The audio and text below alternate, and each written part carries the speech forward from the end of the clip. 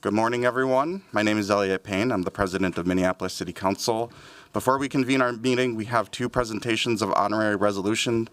We are pleased to welcome guests to this space to share in these presentations before taking up our agenda. First up is a resolution recognizing 2024 Human Rights Day and International Migrants Day. And I will welcome up Councilmember Chavez and guests.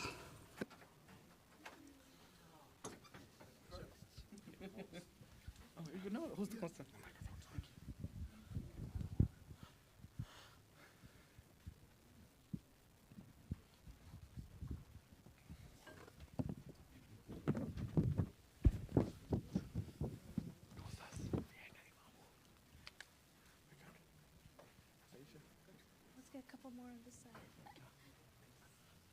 Aisha's not coming? No? Hello, can you all hear me? Cool.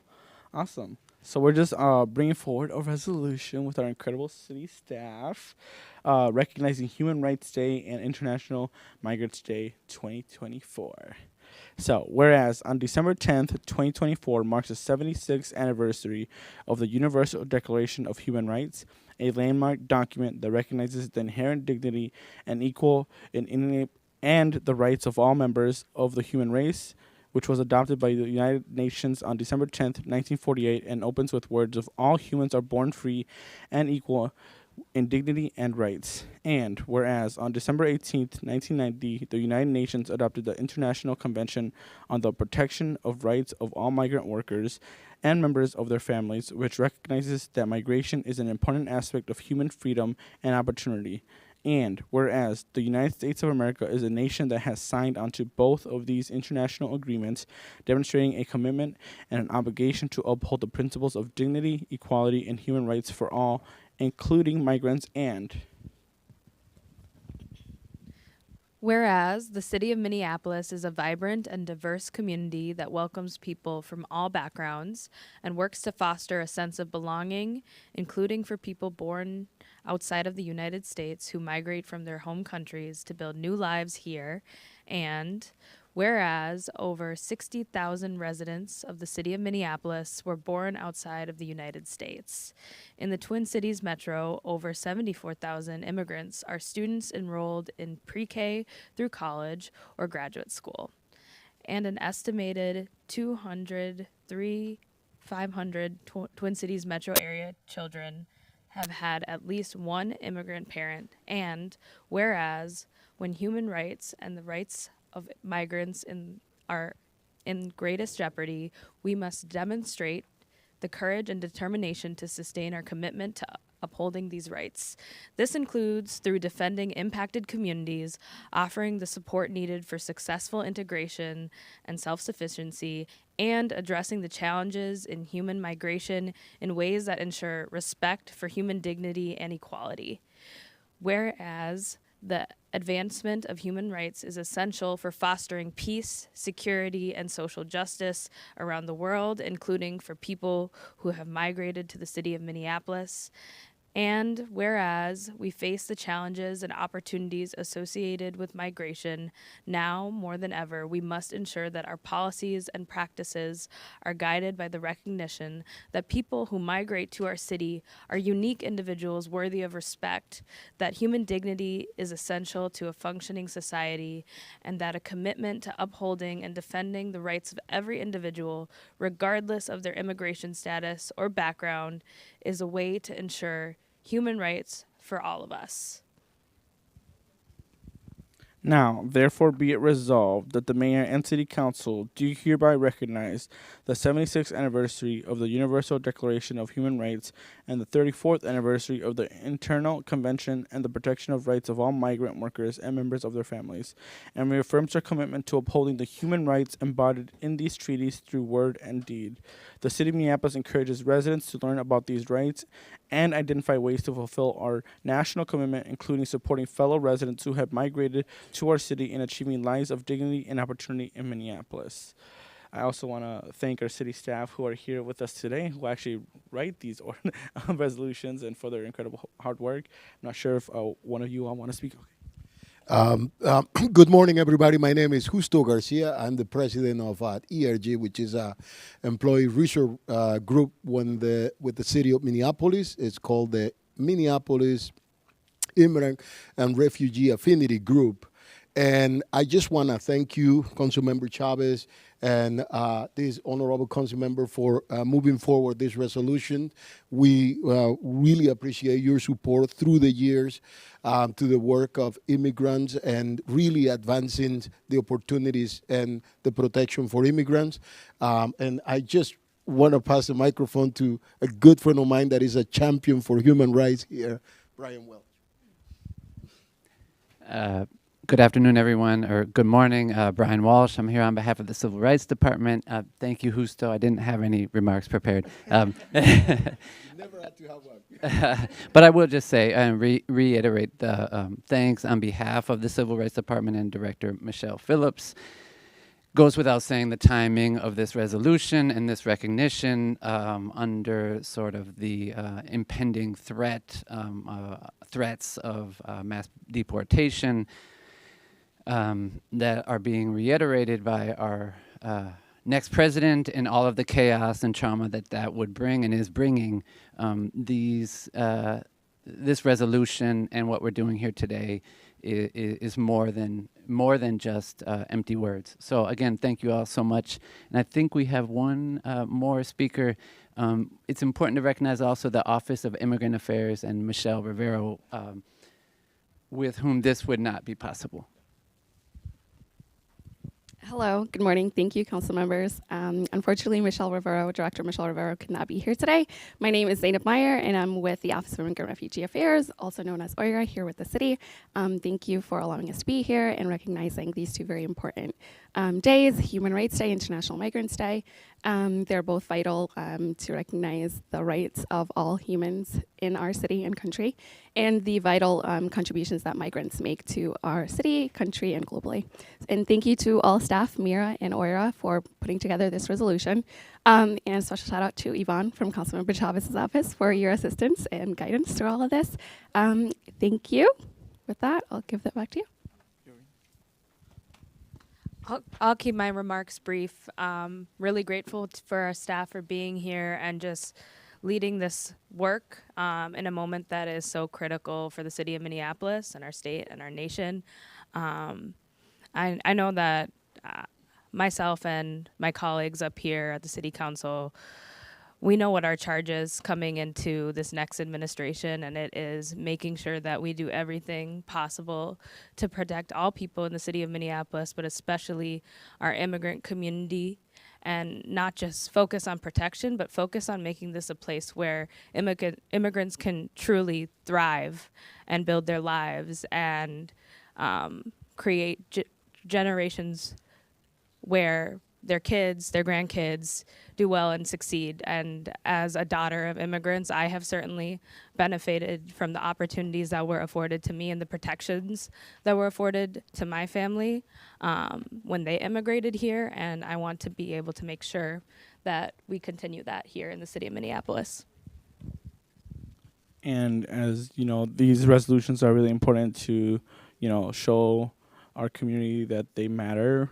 But we also know that up here in this body, we need to take policy decisions that change the lives of our residents when it comes to labor protections, when it comes to enhancing our separation ordinances to make sure that folks aren't being discriminated against or ICE is being thrown into their homes, making sure that we can protect and expand immigration legal services. So while we love these honorary resolutions, we know that it goes beyond this, and it goes into actually transforming the lives of our residents by passing funding and policies that will transform the lives of these people. So thank you.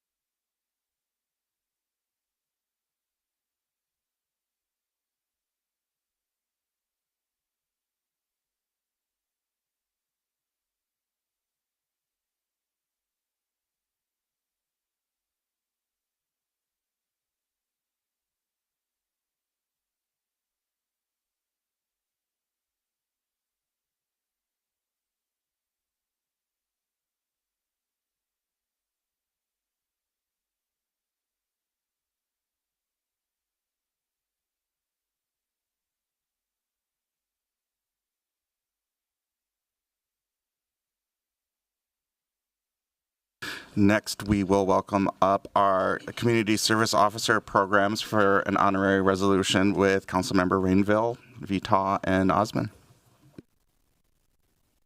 Palmisano.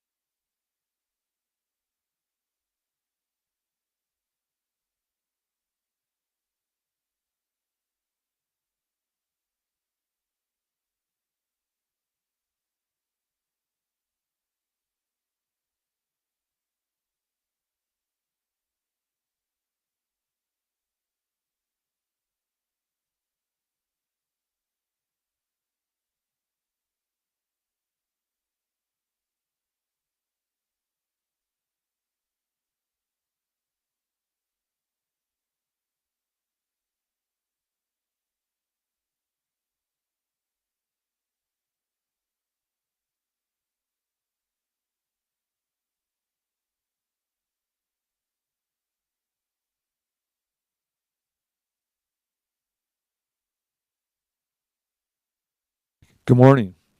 We have everybody here. So I'm Councilmember Rainville, and I'm here with Councilmember Palmisano, Councilmember Osmond, and Councilmember Vita to have this resolution for the CSO program. And I'm so pleased that you're all able to come here because you are the future of policing in Minneapolis. And we're so honored that you've chosen this profession and to serve, to be a public servant to the citizens of Minneapolis. So thank you so much for being here. And let's read the resolution, Councilmember. A resolution honoring community service officers and the CSO program. Whereas the Community Service Officer program was started in Minneapolis on June 1st, 1970, and was revitalized and gained more traction in the early 2000s. And whereas since 2005, over 300 community service officers have become Minneapolis police officers. And whereas there are currently 28 young women and men in the Community Service Officer program, and whereas the Community Service Officer program represents as well documented pathway for community youth to enter the profession law enforcement, and whereas the Community Service Officer Program is a 3-year program that pays for a college education while participants work for the Minneapolis Police Department. And whereas after finishing their degree, Community Service Officers complete 1 year of theory and skills training before entering the police academy. And whereas community service officers are a key component of a well-functioning police department, and whereas community service officers keep police officers on the street by working in the call center, taking reports, attending community and recruitment events, and assisting with training, now therefore be it resolved that the mayor and city council do hereby recognize all current and former community service officers for their invaluable contributions to the city of Minneapolis and its residents. And Chief, if you could just give us a few words about the importance of the CSO program. Thank you, and thank you, council members, for doing this. I'm sure a lot of the council members know I brag about our CSOs everywhere I go. As the police chief, I'm so proud. I cannot tell you how proud I am of the young men and young women who have stepped forward to serve this city. You know, the CSO program that we have in Minneapolis is incredible. It is an opportunity, particularly for young people from the city, to get a job where they can get a salary while the city also pays for them to go to college. And at the end of college, they can have a career that can literally be life-changing. So the last few months, as you see from the results that are here, we have an unbelievably diverse and incredibly dedicated group of young people that are stepping forward to serve our community. And I cannot say, again, just how thankful I am for each and every one of you. And I want you to know, and I'm saying in front of everybody here, I will support you, and I want to make sure that you are loved and you are supported and giving all the resources and support that you need, because we want all of you to succeed, and we want all of you to succeed in college, in your studies, and then in the academy, and ultimately get out on the street and be the good police officers that our residents deserve. So thank you so much for stepping forward to do this challenging, role. I know many of you individually have unbelievable stories, and I'm going to do everything I can to make as many residents as I can understand the good young men and young women who are here to do this. So thank you. Thank you, Chief. And I understand there's one of the CSO officers. I'd like to. There you are. Okay. Oh, you got your remarks all prepared. Okay. Okay. Thank you. Here you go. Hello, I'm CSO Hansen. Thank you for having us here today. We appreciate the opportunity to be recognized and to serve this city and this community. I would also like to thank the chief for every opportunity he has given us. The support he shows to not only us as the CSO program, but the rest of the department has made such a huge impact, and we're extremely grateful for it. We are grateful to be. I am extremely grateful to be a part of this program and to have the opportunity to eventually become a Minneapolis police officer. We are asked often why we chose to come to the Minneapolis Police Department, and for me, that the answer for that has always been easy. Before me, my grandpa, who is a CSO, my mom, my dad, who is a CSO, and my stepmom, Commander Hansen, was a CSO as well, and they have and continue to serve this community on the police department. There is no place or city I would rather serve and protect. Again, thank you to the police department, the chief, the city council, and all the city councilmen who read the thing today. For allowing us to have this opportunity and recognition. Thank you. Thank you so much. We want to get a picture of everybody, so remember, you got to be between the black lines. This is good luck organizing this one, but let's try. Commander Hansen, can you be the den mother here? Okay, here we go. Oh, wow. Okay. More, yeah, the shorter CSOs. You can make it.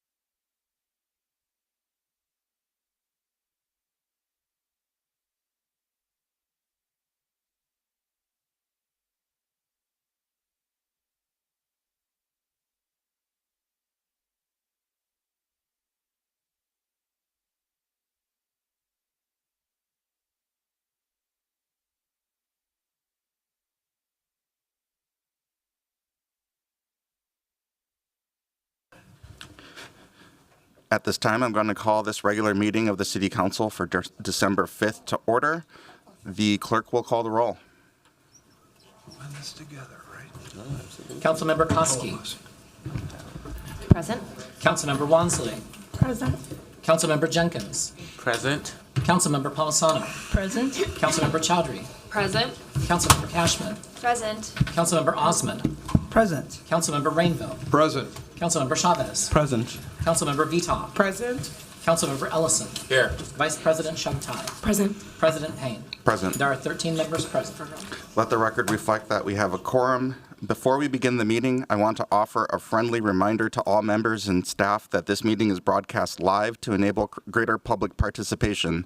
The broadcast includes real-time captioning as a further method to increase the accessibility of our proceedings to the community.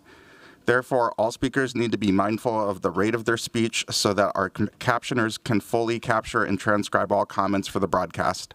We ask all speakers to moderate the speed and clarity of their comments.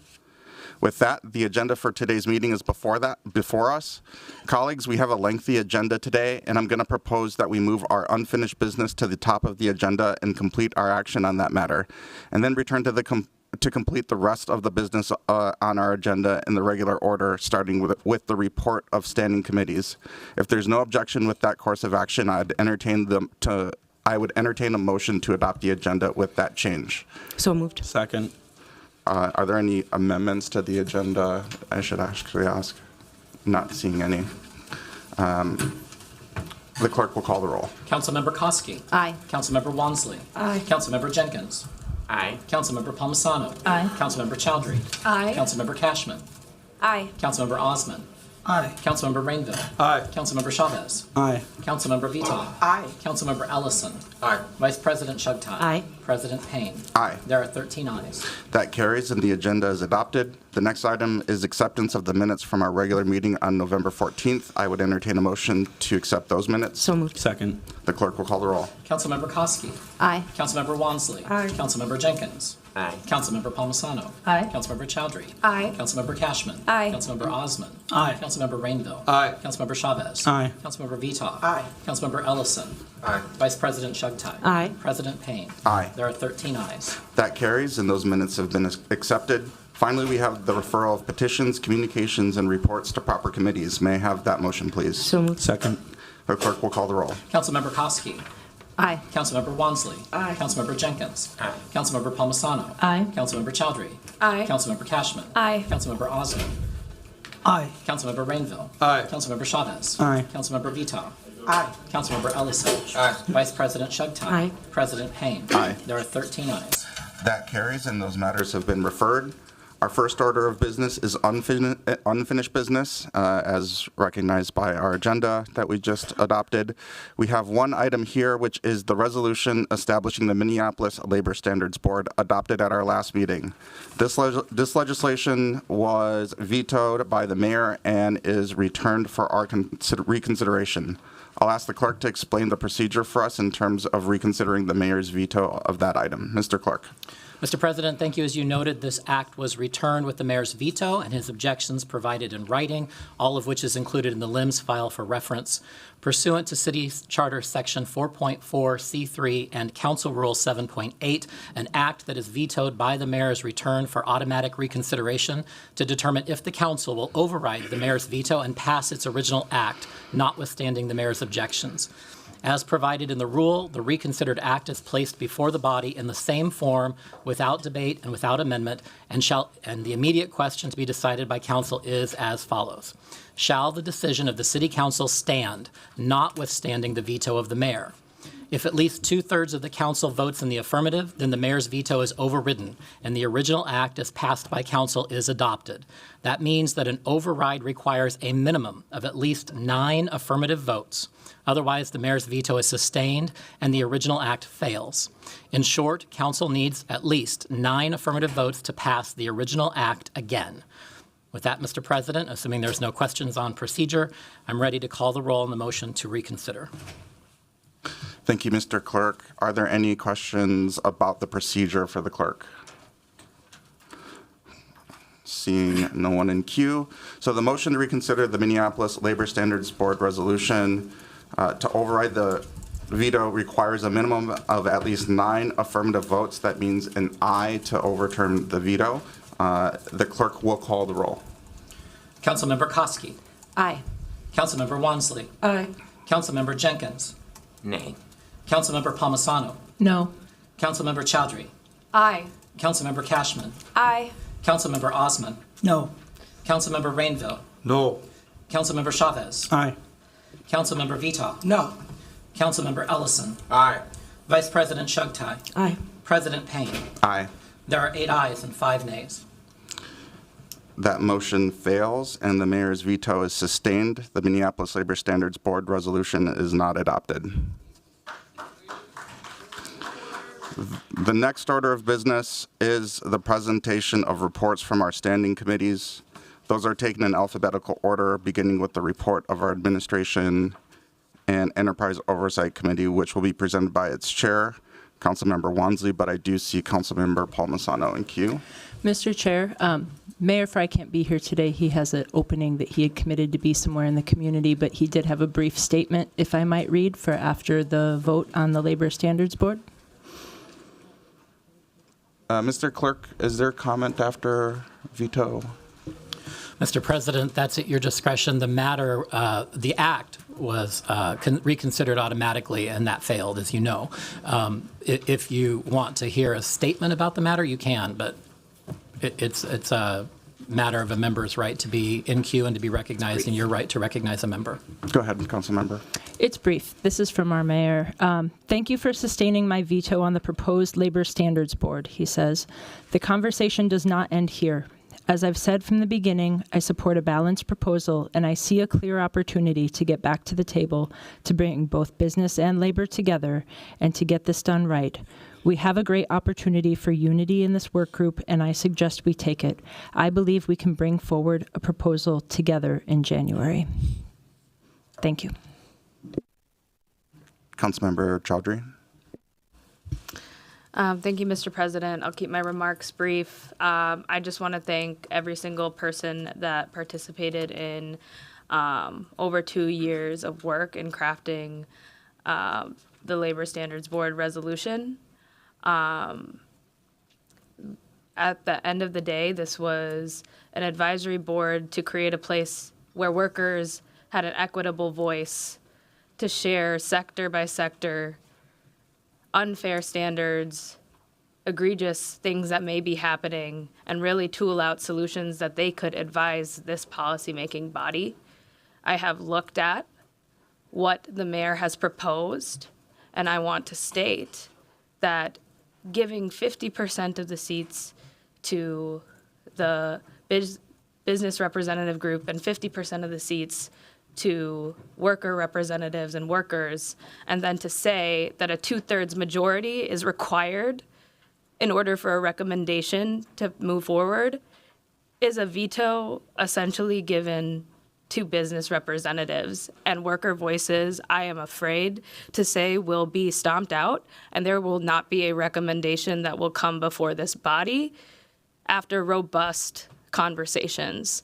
And I am worried that workers that have taken so much time off to come to our chambers day in and day out just to make their voice heard will have felt demoralized by this action today, by our body, and decide that their voices aren't welcome and that there will be no labor standards board in the city of Minneapolis because they will see the ways in which what was proposed will ensure that no recommendation comes that's reflective of their voice. This was an opportunity to bring people together for an advisory board that we could test, that we could see within the next year, where the mayor would have the opportunity to select the chair, and we missed that opportunity today.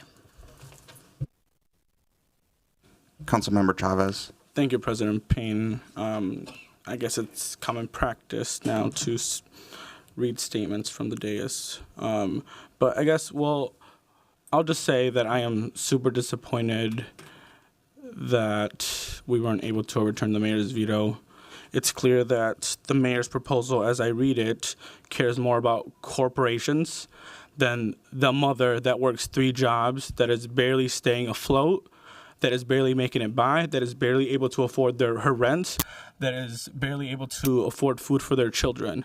And it's clear that in a moment in our time in Minneapolis where working families are struggling to pay rent, where working families are struggling to make it by, that this board wasn't successful today, and that the proposal that was read or mentioned puts corporations over people, and that's not something I support. I believe in people. I believe that working people deserve a shot in this city, and I believe that working people deserve an opportunity to thrive. And what this means moving forward is that we're just going to have to start introducing policy instead of working through this advisory board. We're going to start moving labor policy as soon as possible to protect these residents, to protect their lives, and to address and put food back on their table. Thank you. Thank you for that.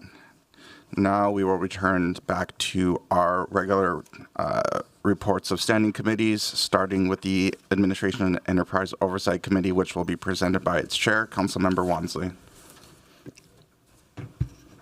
Actually, I'm going to ask. Yeah, as the vice chair of that committee, Mr. Chair, I'll be presenting these items. Vice Chair Palmisano. Thank you. The Administration and Enterprise Oversight Committee brings forward 31 items for consideration today. Item number 1 are the third quarter quarterly donations reports. Item number 2 is the designation of polling locations for 2025. Item number 3 is the 911 employees retention incentive. Item number 4, this was one of them without a recommendation, is a temporary extension for maximum vacation accruals. Item number 5 is a staff direction on independent legal counsel. Item number 6, a bid for concrete pavement services. Item 7, a contract with North Point for domestic violence prevention. Item number 8 are contracts for our legal services panel. Item number 9 is a contract amendment for the Lyndale Avenue North pedestrian improvements project. Item number 10 is a contract change for basic codification services. Item number 11 is a contract change for upgrades of ADA pedestrian ramps for Farview North project.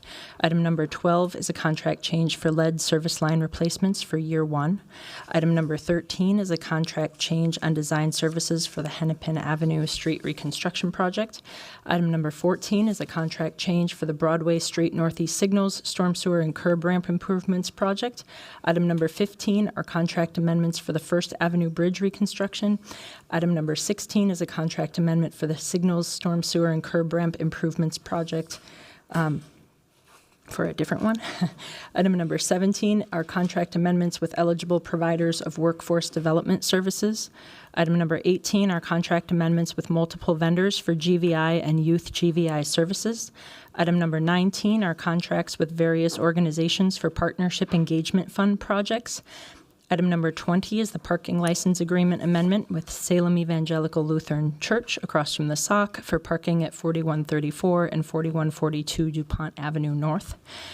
Item number 21 is authorizing an environmental covenant and easements with the Minnesota Pollution Control Agency for 505 4th Avenue South. Item number 22 is a legal settlement with Hennepin Healthcare. Items numbers 23 and 26 are all workers' comp claims. Item number 23 is for Scott Campbell. Item number 24 is for Hillary Glassrood. Item number 25 is the claim of Brianna Garman. Item number 26 is the claim of Christopher Smith. Item number 27 is a resolution for a gift acceptance to participate in the Young Southeast Asian Leaders Professional Fellows Program in Malaysia. Item number 28 is a lease agreement for office space at 400 4th Street South. Item number 29, this was the other one that was forwarded without recommendation, is a letter of agreement with the Police Federation for critical staffing overtime.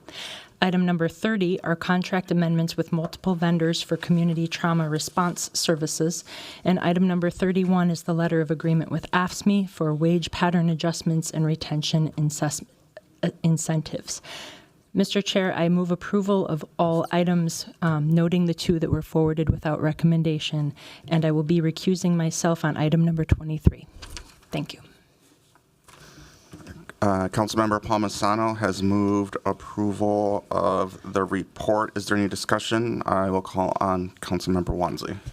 Thank you, President Payne. I just want to move items 24, 25, 29, and 30 for separate votes.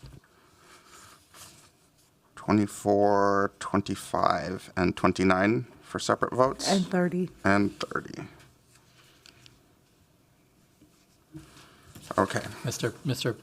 President, I consulted with the Vice President, and certainly she can speak to this, but just on item number 5, which is a staff direction related to independent legal counsel, I think for clarity of purpose, we should provide a little bit more tailoring to that and say that the direction is for staff to provide information on independent legal counsel for legislative branches that are in comparable city governments, striking state and federal. We're not a state or federal, so I mean, it's a lot of research and time committed to things that are not directly comparable to our form of government, and so limiting that to comparable city jurisdictions where independent legal counsel for legislative bodies would help with the resources and time commitment to complete that direction.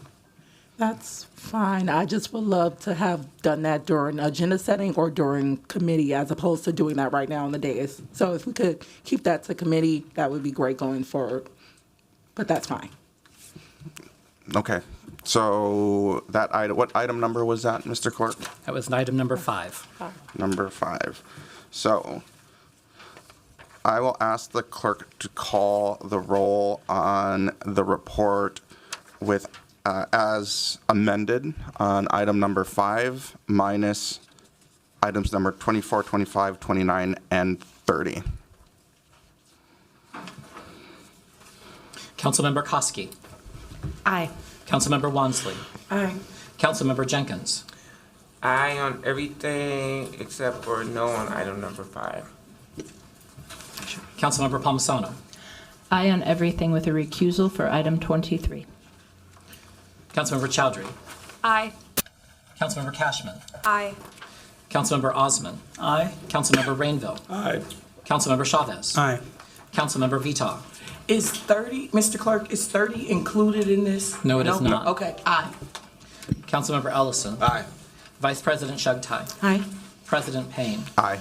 There are 13 ayes on the report, except for number 5, which has 12 ayes, 1 nay, and item 23, which has 12 ayes and 1 abstention. Those items carry. Next, we will take up item 24. Is there any discussion on this item? I will move 24 and 25 at the same time since they are related. Are there any discussions? Seeing none, I'll ask the clerk to call the roll. Councilmember Koski. Aye. Councilmember Wansley. Nay. Councilmember Jenkins. Aye. Councilmember Palmisano. Aye. Councilmember Chowdhury. Aye. Councilmember Cashman. Aye. Councilmember Osman. Aye. Councilmember Rainville. Aye. Councilmember Chavez. Aye. No. Sorry. I'm a no. I was talking small. Councilmember Vito. Aye. Councilmember Ellison. Aye. Vice President Shugtai. Nay. President Payne. Aye. There are 10 ayes and 3 nays. Those items carry. Next, we will take up item 29. Is there any discussion on this item? Not seeing anybody in queue. Colleagues, I was able to reach out to our Director of Labor Relations, who's in the audience today, if folks have questions. But my main point of inquiry was around whether or not we took the opportunity of renewing this letter of agreement to look at negotiating any additional reforms. She had notified me that they did their standard practice of extending the date on this and not changing any of the terms. I think there's still some opportunity to do some work on this. I think that opportunity lies with a conversation with MPD leadership, who I didn't have an opportunity to speak to outside of the conversation I had with with Director Deloney. So I would like to continue this to the next meeting, which is a week from now, so it'd only be a 1 week delay, so that I could have the time to meet with MPD leadership. And I would make that motion if there is a second. Second. The clerk will call the roll. Councilmember Koski. Councilmember Rainville. So could you explain again what, I'm confused about, you wanted to do something with the contract or the condition? Councilmember Rainville, this letter of agreement was an extension around our critical staffing for overtime.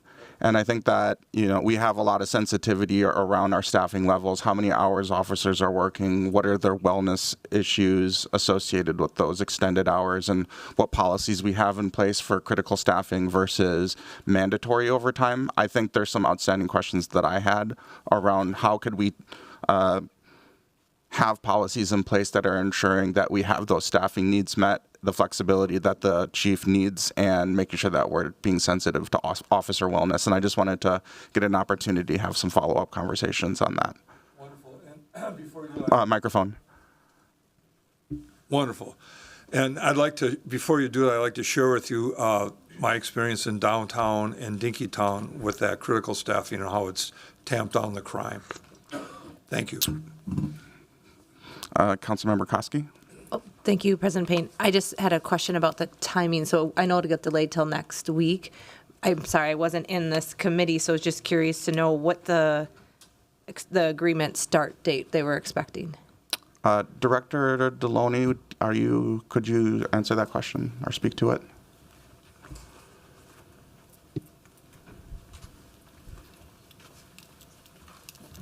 Good morning. Can you repeat your question, Councilmember Koski? Oh, sure, Director. I was just wondering, when was the start date of the extension to begin? And if we were to vote on this in a week, would that interfere with that start date? No, it would not interfere. This actually predates me. The date that it expires is time sensitive, as the current letter of agreement expires December 31st of this year. Okay, so that great. Thanks so much. Appreciate you're welcome. that.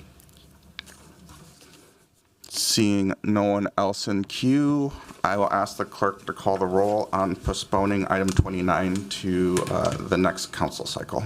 Councilmember Koski. Aye. Councilmember Wansley. Aye. Councilmember Jenkins. Nay. Councilmember Palmisano. No. Councilmember Chowdhury. Aye. Councilmember Cashman. Aye. Councilmember Osman. Aye. Councilmember Rainville. Nay. Councilmember Chavez. Aye. Councilmember Veto. No. Councilmember Ellison. Aye. Vice President Shugtime. Aye. President Payne. Aye. There are 9 ayes and 4 nays. That carries, and that item will be postponed to next cycle. And finally, we will take up item number 30. Is there any discussion on this item? Seeing none, I will ask the clerk to call the roll. Councilmember Koski. Aye. Councilmember Wansley. Aye on all except 30.1. 30.1. Councilmember Jenkins. Aye. Councilmember Palmisano. Aye. Councilmember Chowdhury. Aye on everything except 30.1. Councilmember Cashman. Aye. Councilmember Osman. Aye. Councilmember Rainville. Aye. Councilmember Chavez. Aye on all except 30.1. Councilmember Vito. Aye on all and abstain on 30.1. Councilmember Ellison. Aye. Vice President Shugtime. Aye on all except 30.1. President Payne. Aye on all except 30.1. There are 13 ayes on the report except for 30.1, which has 5 nays and 1 abstention. That item carries, and the next report is from our Budget Committee, and that report will be presented by that committee's chair, Vice President Chugtai. Thank you, Mr. President. The Budget Committee is bringing forward 3 items today. Item number 1 is a passage of resolution amending an action passed in April of 2024 to complete the revenue transfer from the American Rescue Plan Act funds to the General Fund for Revenue Replacement for the Revenue Replacement Project. Item number 2 is the 2025 appointed, non-represented, and politically appointed employee salary schedules. Item 2.1 was moved with a denial, and then item number 2.2 and 3 are approvals of those increases in that schedule. And item number 3 is the appointed position in the Office of Community Safety for a Deputy Commissioner of Community Safety, and that's passing the adopting findings and approving a salary range for this. Now, based on just very recent conversations with the city operations officer, I would move to approve this committee's report, but pull item 2.1 with the hope of continuing it a cycle. Vice President Chugtai has moved the report with continuing item 2.1. Is there any discussion on those actions? Councilmember Cashman. Thank you, President Payne. Wondering if Council Vice President could explain the change from the motion to deny that we took in committee versus continuing it. Vice President. Thank you, Mr. President, Councilmember Cashman. For that question, there is a discrepancy in our understanding of the actual figures for these increases, and a desire to see if it's possible to, break out these increases for, some of the lower paid folks on the appointed position schedule. And so we just need a little bit more time to work that out and make sure that we are all operating with the same understanding. So that's the hope there, and having just accurate information. Thank you. Yes, we did hear, that there was a range between like 90,000 to 390,000 for this. Mm-hmm. And of course, the goal and what I supported was a motion to deny raises for top employees in the city as we're in a budget crunch. And so I'm assuming that you're working to make sure some of the lower salary levels within that range would still receive the raise. Yes, that's what I'm sure Councilmember Ellis, and I see him in queue, is going to speak to as well. So Thank you. Thank you. Councilmember Ellison.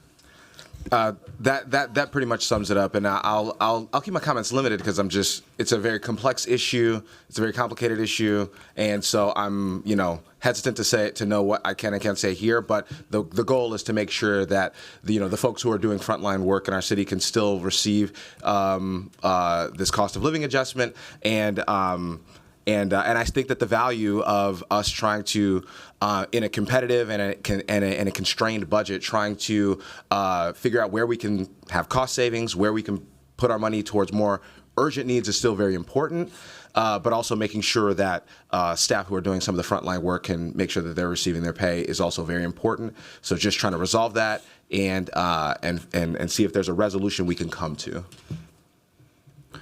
Councilmember Jenkins. Thank you, President Payne. And I think my questions are answered, but I guess I don't understand if we're going to delay 2.1, how we move forward with 2 and 3. Vice President Chugtai, did you want to speak to that? I'm happy to, Mr. President. Thank you. We can approve item 2.2 and 2.3 today, and hold over 2.1. So in our meeting, at next week, the 2025 appointed salary employee salary schedules would be in front of us. Okay, thank you. Thank you. Councilmember Palmisano. Mr. Chair, that feels a little bit wrong that we're giving our own policy aides these COLA increases and holding back for another group. I will be reluctantly supportive of this in an effort to get more of my colleagues on board. This is not a raise. We just got out of salary compression issues. Denying them a cost of living adjustment increase as other employees have received it is just plain wrong. Councilmember Koski. Thank you, President Payne. Yes, I just wanted to speak to this. I did not support in favor of denying this increase in salaries. This is COLA, and I'm grateful, though, to hear that Councilmember Ellison and you just said, and Councilmember Palmisano are working on this continued through next week. And so I'm grateful for that and would love to be part of those conversations and helpful if I can be. So thank you. Councilmember Chavez. Thank you, Council President Payne. Thankful to the work that is being done here. I do want to be clear, though, we're talking about, I think there is importance here of making sure that folks that are making $60,000 do get this COLA raise. However, when we're talking about folks making $390,000, folks making more than the governor of Minnesota, and then there are folks sleeping outside on the streets, there are folks struggling to make basic needs, we need to have serious conversations about why some folks can make more than the governor and continue to fund that while folks are still struggling and sleeping outside. So happy to explore this further and be supportive of this motion. But I want to be clear, we're not just talking about a cost of living adjustments. We're talking about salaries of folks making more than the governor of Minnesota, making $390,000, almost, wow.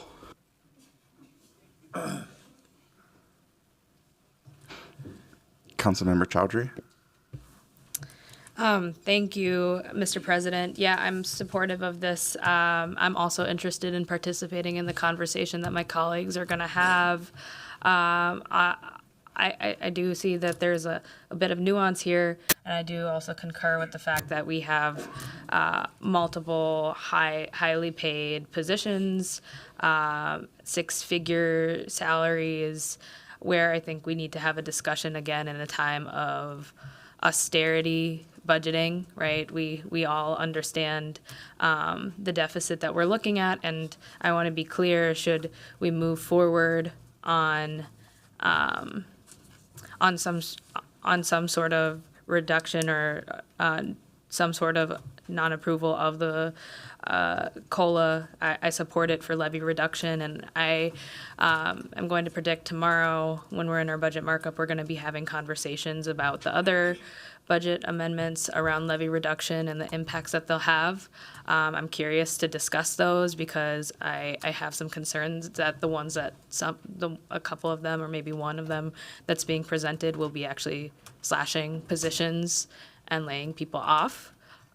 Whereas this move would not lay anyone off. It would maintain our current staffing and ensure that our department leaders and deputies and others would be able to continue to work in the city of Minneapolis. So again, see the nuance in this. Looking forward to be a part of the conversation. Seeing no one else in queue, I'll ask the clerk to call the roll on the committee report, including the postponement of item 2.1. Councilmember Koski. Aye. Councilmember Wansley. Aye. Councilmember Jenkins. Aye. Councilmember Palmisano. Aye. Councilmember Chowdhury. Aye. Councilmember Cashman. Aye. Councilmember Osman. Aye. Councilmember Rainville. Aye. Councilmember Chavez. Aye. Councilmember Vita. Aye. Councilmember Ellison. Aye. Vice President Chugtai. Aye. President Payne. Aye. There are 13 ayes. That carries and the report is adopted. Next, we'll have the report from our Business, Housing, and Zoning Committee, which will be given by that committee's chair, Councilmember Osman. Thank you, Mr. President. The Business, Housing, and Zoning Committee is bringing 21 items for approval. Item 1 is approving on-sale wine with strong beer, no live entertainment license for Urban Work, UFM. Item 2 is approving on-sale liquor with Sunday sales, general entertainment, 2 a.m. license for Rabbit Hole. Item 3 is approving on-sale wine with strong beer, no live entertainment license for Mother Doe. Item 4 is approving an interim use permit for 30-bed emergency shelter at 1803 Bryan Avenue North. Item 5 is authorizing a revenue bond issuance of up to $221 million for children's health care. Item 6 is authorizing a host approval for bond issuance of up to $10 million for Catholic elder care. Item 7 is approving 5 liquor license. Item 8 is approving 3 liquor license renewal. Item 9 is approving a legislative directive related to the Affordable Housing Trust Fund. Item 10 is authorizing exclusive development rights to Wolfpack promotional for the property at 2034 West Broadway. Item 11 is approving revised development terms for redevelopment contract of a 99 years ground lease with United Properties for partial at Auburn Harbor. Item 12 is authorizing an ownership and opportunity fund loan for commercial property at 4010 East Lake Street. Item 13 is authorizing 11 Great Street facade program funding agreement. Item 14 is authorizing a contract amendment with Project for Bright in Living at Bloom Lake Flats Housing Project. Item 15 is approving 2 MPHA board appointments. Item 16 is approving 5 HPC reappointment and reappointment. Item 17 is approving 11 Minneapolis Advisory Committee on Housing appointment, withdrawing the appointment of Kristen Perch at the request of the applicant. Item 18 is approving a right-of-way vacation of portion of Cemetery Street Northeast. Item 19 is approving a staff direction to the City Attorney Office regarding drafting a safe outdoor space ordinance. Item 20 is approving 2024 Affordable Housing Trust Fund recommendation. And finally, item 21 is approving a year 2025 9% low-income housing credit for the 2160 Nicollet housing project. I'll move all items for approval and move to withdraw 17.9, the appointment of Kristen Perch. Thank you. Councilmember Osmond has moved approval of the committee's report with the removal of 17.9. Is there any discussion? Councilmember Ellison.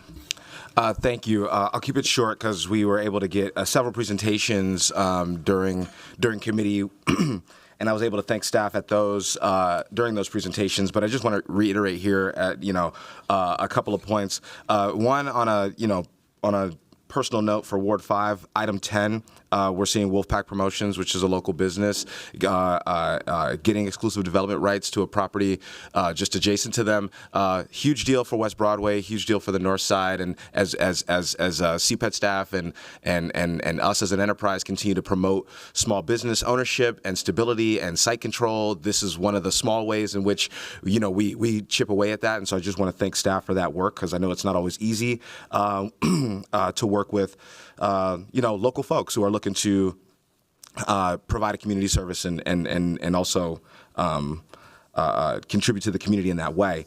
But mostly I wanted to talk about items 20 and 21 and just reiterate, we're we're still in a housing crisis. The country's still in a housing crisis. Minneapolis is not immune to that. And the work that our staff does to make sure that we get our Affordable Housing Trust Fund awards out to projects that are hopefully going to break ground in the short term, to make sure that we have our 9% credits distributed to projects that are going to be housing people who are at the deepest need in our city, critically important. And so just wanted to, again, highlight the important work that comes out of committee. I know sometimes, we're rushing through and we can maybe take it for granted a little bit, but we do have some of the best staff in all regards. But I'll say that our housing staff does a tremendous job. Our housing team does a tremendous job in making sure that we provide this amenity to our constituents, and that even as we see different slowdowns in the market, or even as we see it becoming more and more difficult to build new and maintain our housing stock, our staff are finding ways to do that. And so didn't want to let that moment pass without giving thanks to staff and highlighting that for my colleagues and for the public. And so that's all. I don't need to take the items out or anything, but just wanted to make those points. Thank you. Councilmember Jenkins. Thank you, President Payne and Councilmember Ellison. I couldn't agree with you more about our housing staff. Thank you for those remarks.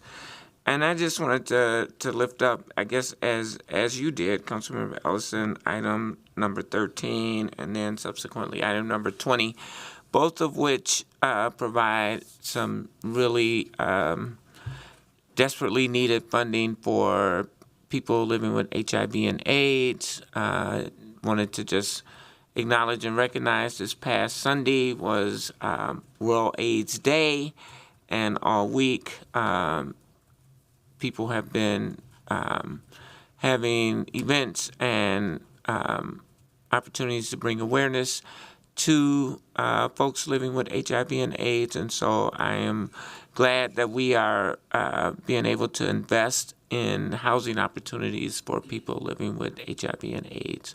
Thank you, Mr. President. Councilmember Rainville.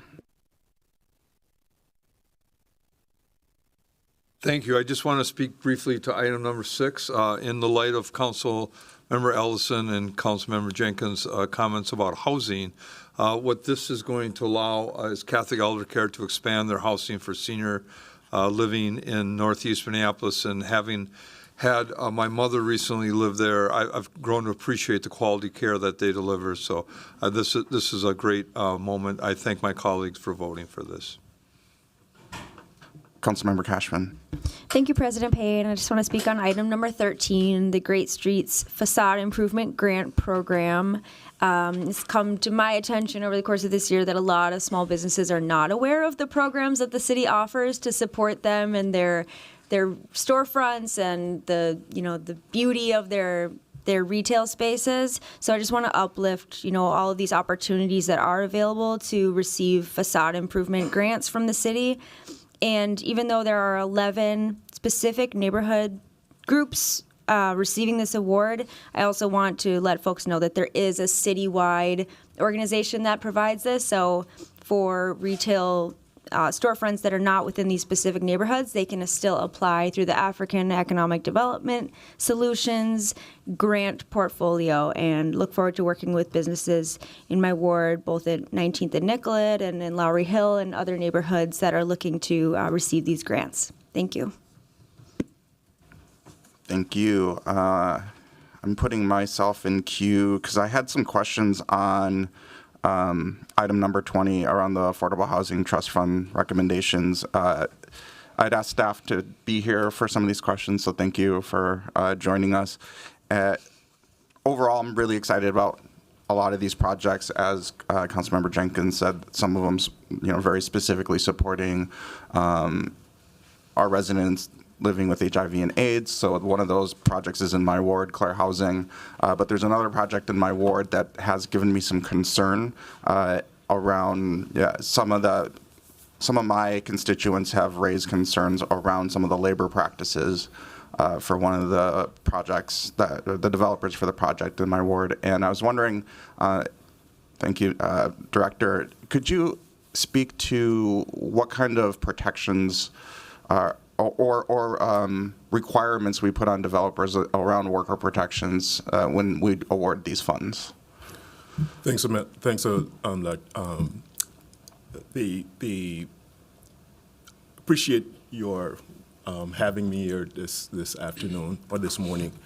In relations to our Affordable Housing Trust Fund and all city-funded projects, we work directly with our colleagues in civil rights, and our contracts have prevailing wage requirements. Civil rights monitors those contracts, and when there are issues that are raised specific to project X, Y, or Z, the city staff works with the general contractor, developer, subcontractors to ensure that there is compliance. And in the case of the example that you provided, if someone isn't being paid correctly as a result of that work, that individual is going to be made whole. And then are these projects also subject to the small and underutilized business program around some of the goal setting when it comes to diverse businesses? Yes. And do we have on the ground auditing of payroll as part of that oversight? The oversight is handled through our civil rights department. So CPED isn't directly involved in that process, but almost certain that folks from civil rights will be able to provide the process that they employ. And is there an opportunity to strengthen some of those worker protections? I know that there may be some legal restrictions around what kind of requirements we can put on some of these awards, but I'm wondering to what extent there's an opportunity to extend some of those worker protections as a requirement of these awards. Councilmember Payne, can you elaborate on the second part of the question? Yeah, so for instance, we offer scoring criteria based on developer readiness or scoring criteria based on a number of factors. Do we have scoring criteria around perhaps the developer's track record when it comes to labor practices? I don't believe that that's an element in the scoring, but because the requirement is in place, it's applicable across the board for all developers. So giving a point at this stage may seem premature, but I take your point about looking at their track record, and we'll take that under advisement. Maybe we and you can connect and talk about that in more detail. I'd love to do that, and I'll have someone from the Civil Rights join. Okay, thank you very much. Thanks a lot. Yeah. Councilmember Chowdhury. Thank you, Mr. President. I just had a couple quick questions for staff as well, and potentially our clerks. I wasn't planning on asking these on the dais, but I didn't get a response to it, and I wanted to take the moment. I'm not suggesting a delay, but I did have some questions for the future. Should there be projects that give us pause? I think I was a little bit concerned by what we heard around the labor practices around the project in your ward specifically, and I'm a little unsatisfied by not knowing what the nature of civil rights relationship is to these projects and labor costs, but it's okay. So my first question is, it is the end of the year, if we were to delay a project at this point, what would be the ramifications? I'm not certain. I'm not proposing a delay, but I did want to know what would occur. Council President Payne, Councilmember Chowdhury, it depends on, there are some projects where we are providing partial awards, and they're still out looking for additional funding, or it's going to be securing additional funding. In those cases, the likelihood of any impact may be minimal, but those projects that are slated to close in 2025, if there is a delay, there could potentially be some ramifications to the project. Okay, but if it was 1 week, it probably wouldn't change too much. I can't speak to the details about okay. specific projects. I'll plan on following up with you and CPED on that specifically as we continue to have conversations into the future. And then just last question for the clerks.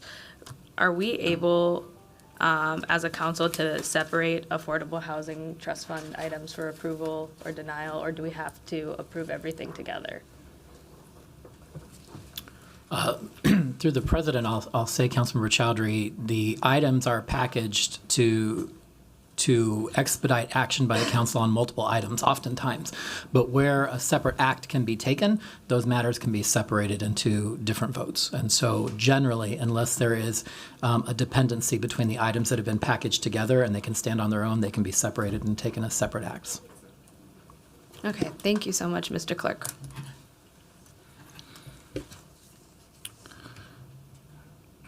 I'm not seeing anyone else in queue, so I will ask the clerk to call the roll. And Mr. Chair, just to clarify, this includes the withdrawal on 17.9. Including the withdrawal of 17.9, correct. Thank you. Councilmember Koski. Aye. Councilmember Wansley. Aye. Councilmember Jenkins. Aye. Councilmember Palmisano. Aye. Councilmember Chowdhury. Aye. Councilmember Cashman. Aye. Councilmember Osman. Aye. Councilmember Rainville. Aye. Councilmember Chavez. Aye. Councilmember Veto. Aye. Councilmember Ellison. Aye. Vice President Shudtime. Aye. President Payne. Aye. There are 13 ayes. That carries, and the report is adopted. The next report is from our Climate and Infrastructure Committee, which will be presented by that committee's chair, Councilmember Cashman. Thank you, Mr. President. The Climate and Infrastructure Committee is bringing forward 11 items. Item 1, passage of an ordinance extending the gas franchise until April 17th of 2025. Item 2 is a grant application to MnDOT for the 2024 Safe Routes to School Infrastructure Program for South Falwell. Item 3 is authorizing a grant application to the Met Council Environmental Services for the 2025 Property Inflow and Infiltration Grant Program. Item 4 is designating and setting public hearings for the 2025 Street Resurfacing Program. Item 5 is amending the capital improvement appropriation resolution for the asphalt pavement resurfacing program. Item 6 is approving the concept layout for the Pillsbury Avenue Bridge over the Midtown Greenway. Item 7 is authorizing a subordinate funding agreement with the Met Council for the Blue Line light rail extension. Item 8 is amending the capital improvement appropriation for water distribution improvements. Item 9, amending the capital improvement appropriation for water distribution improvements. And item 10 is approving appointments to the Community Environmental Advisory Commission for seats 1, 2, 3. Actually, there's a bunch of seats, I think, in all wards. And then item 11 is approving the concept layout and easements for 38th Street and Chicago Avenue, George Floyd Square. This item was sent forward without recommendation. I'll move approval of items 1 through 10. Councilmember Cashman has moved approval of items 1 through 10. We'll take up item 11 separately. I will ask are there any discussion on items 1 through 10? Councilmember Cashman. Thank you. I just really want to thank Brian and Gladys for joining the Community Environmental Advisory Commission to represent Ward 7 and look forward to working with them. Councilmember Chowdhury. Thank you, Mr. President. I also wanted to just quick speak to item number 10 and welcome Luke Glidden for joining the Community Environmental Advisory Commission, and thank Verlin Schmalley for committing to providing continued service. Seeing no one else in queue, I will ask the clerk to call the roll on items 1 through 10 of the report. Councilmember Koski. Aye. Councilmember Wansley. Aye. Councilmember Jenkins. Aye. Councilmember Palmisano. Aye. Councilmember Chowdhury. Aye. Councilmember Cashman. Aye. Councilmember Osman. Aye. Councilmember Rainville. Aye. Councilmember Chavez. Aye. Councilmember Vito. Aye. Councilmember Ellison. Aye. Vice President Chugtai. Aye. President Payne. Aye. There are 13 ayes. That carries, and those items are adopted. Next, we will take up item number 11, and I will call on Councilmember Chavez. Thank you, President Payne. Colleagues, I want to begin by reminding us why this item is before us today. On May 25th, 2020, the Minneapolis Police Department murdered George Floyd in the Porterhorn Park neighborhood located on 38th. Point of order here. The Minneapolis Police Department did not kill him. An individual did. You're An officer prescribing more knelt of the on whole- his neck. Mr. Rainville, Councilmember Rainville, let Councilmember Chavez finish. I'll restart my remarks because it still stands. I want to begin by reminding us why this item is before us today. On May 25th, 2020, the Minneapolis Police Department murdered George Floyd in the Porterhorn Park Point of order, neighborhood Mr. President. located on the 38th and Chicago corridor. An officer knelt on his neck for 9 minutes and 29 seconds and without any regard for human life. This led to a worldwide racial reckoning and mass protests across the globe over police brutality and a demand for justice and accountability. It was a day where many of us will remember where we were at, and it's a day that many of us will never forget. I was 6 blocks away from this tragic murder when it happened, living in my apartment. And today I am speaking on behalf of a big portion of the community that has gone unheard and unnoticed. A community who feels the pain from the lack of action on police accountability and reform from this administration, and a community that believes in a vision that is comprehensive and respects the dignity of the area. And I believe that we can still accomplish that. This vote should be more than just about infrastructure, and it should not gloss over or erase what happened here. It should be about healing, growth, and honoring the voices of those who advocate for progress. Unfortunately, that's not the case. In the immediate aftermath of George Floyd's murder, the Minneapolis Police Department said that he died after a medical incident during an interaction with police. That was false. If it wasn't for the bravery of Darnella Frazier, who recorded the murder of George Floyd, I do not believe there would be any justice served. She said, "Even though this was a traumatic, life-changing experience for me, I'm proud of myself. If it weren't for my video, the world wouldn't have known the truth. I own that. My video didn't save George Floyd, but it put his murderer away and off the streets." That video made sure the city would not do business as usual. I think about her words when I am taking this vote today, and a reminder of why we are here and what needs to happen moving forward. George Floyd Square is a place for community, for reflection, for activism, and a place and a call to action to combat racism in Minneapolis and across the nation. And I believe that we have one shot to get this right. This area is in the corner. This area and this corner has brought visitors from all over the world, and it is significant to residents in the area who are deeply impacted and still are. Residents bring flowers, offerings, and pay respects to people who have fallen to police brutality, and I think we need to keep that in mind when we are voting today.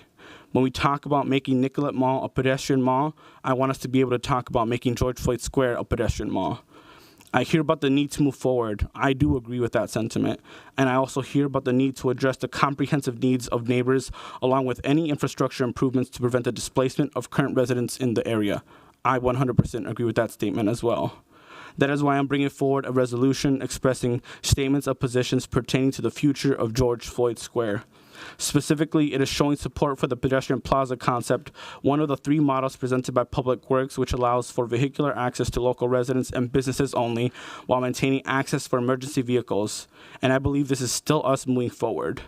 I'll read the resolution so the public can hear it, since you probably don't know what is included on it, but it's expressing statements of positions pertaining to George Floyd Square, that the City Council supports the pedestrian content plan, that the City Council supports the establishment of a pedestrian plaza to the extent permitted and in compliance with Minnesota statutes in conjunction with the street improvement, that the pedestrian plaza concept is developed, that as the pedestrian plaza concept is being developed, the City Council supports the community of George Floyd Square, the residents, businesses, and extended community, and the family of George Floyd, using the existing Community Vision Council to create a comprehensive vision for George Floyd Square that is community-led and includes the permanent memorial to George Floyd, the People's Way, the right-of-way, and that this vision could be presented as a pathway forward to the City Council by June 2025. To be clear, this is meant to go in tangent with the recommendation of the pedestrian mall, and as we work towards that.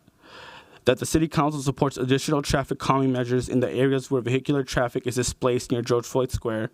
That the City Council supports exploring alternative transportation options to increase disability justice near George Floyd Square.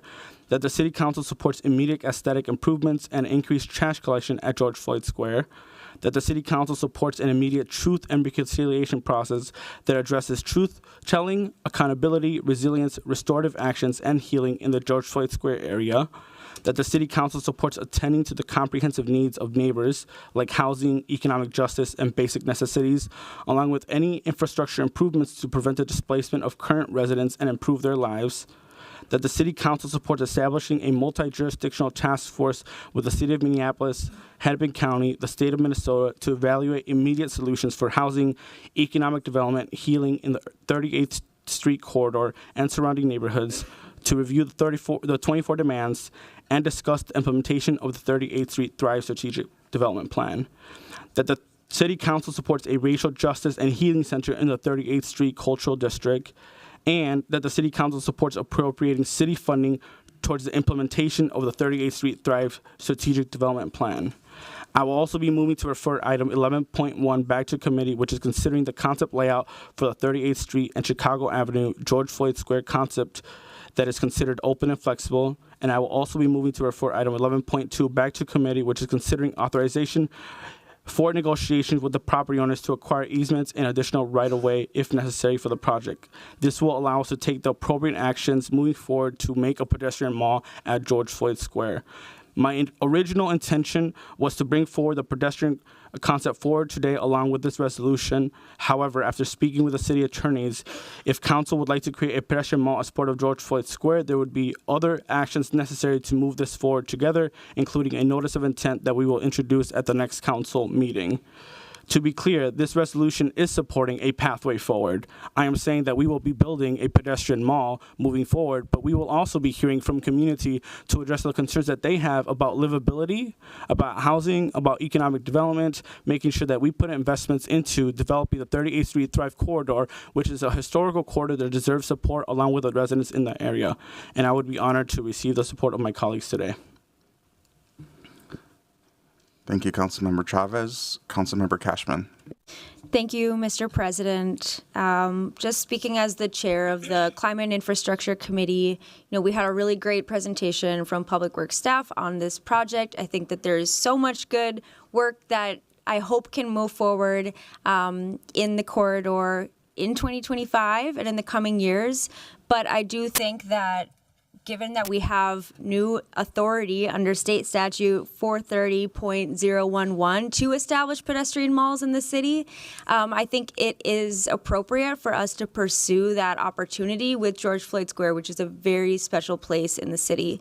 And I'm really grateful for the attorneys, specifically Attorney Spohr, who's put together a really great memo on the requirements that it'll take, the 6 conditions that must be met in this corridor in order for a pedestrian mall to be established, as well as the procedure, including, consent from property owners for this as well. And so I will be supporting this resolution and referring this back to the C&I committee so that we can work together on this with Public Works and with the attorneys in the coming council cycles and try to do this as quickly as possible, because I know that the community does want to see infrastructure improvements in George Floyd Square as soon as possible.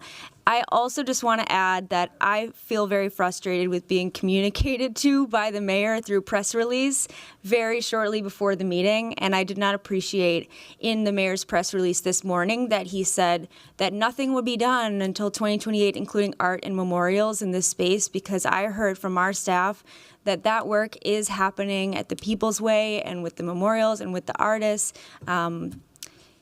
And it's not, contingent upon us approving the Public Works concept design today. So I wanted to make that comment as well. Councilmember Jenkins. Thank you, Council President. I cannot in good conscience support this resolution today. It completely disregards thousands of hours of community engagement, of staff time, of staff recommendations that they have already pursued this option and determined that it is not suitable in this scenario.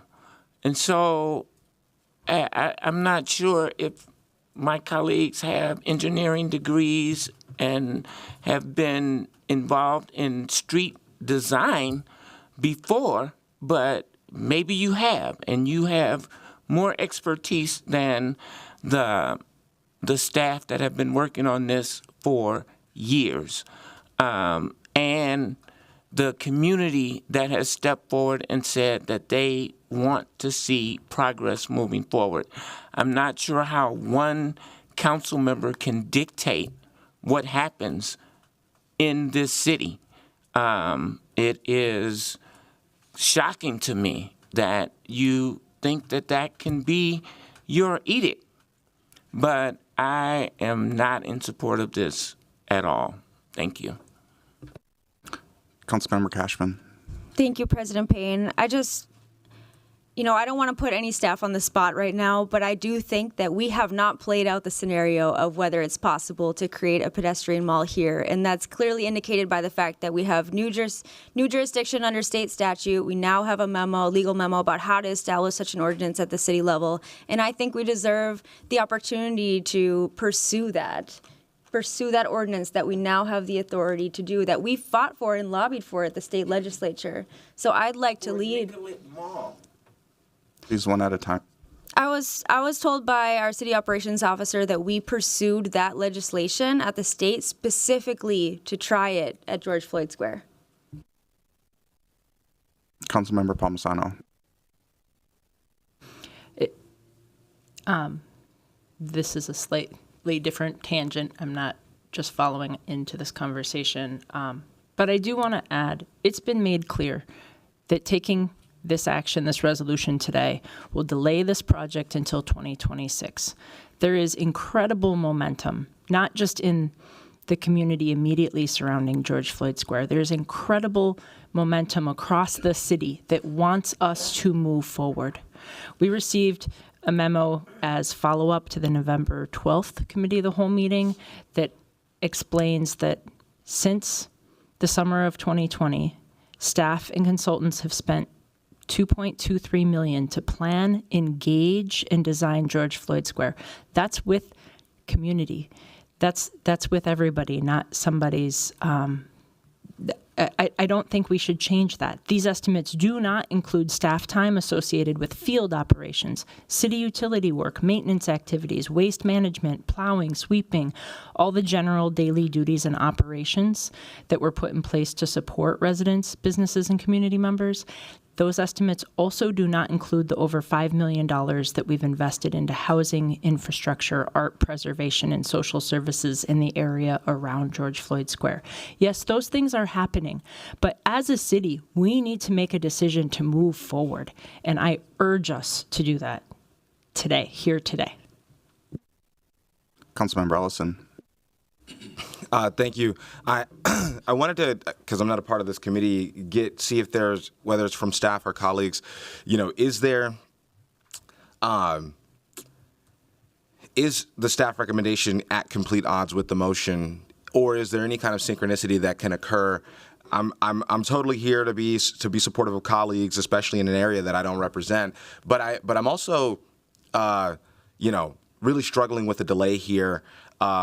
There's a small number of us here who were here when everything happened, and Councilmember Jenkins is one of those members, and so I'm interested to know whether there can't be a way that we find some common ground here without a delay, because to Councilmember Palmisano's point, it's been a long time of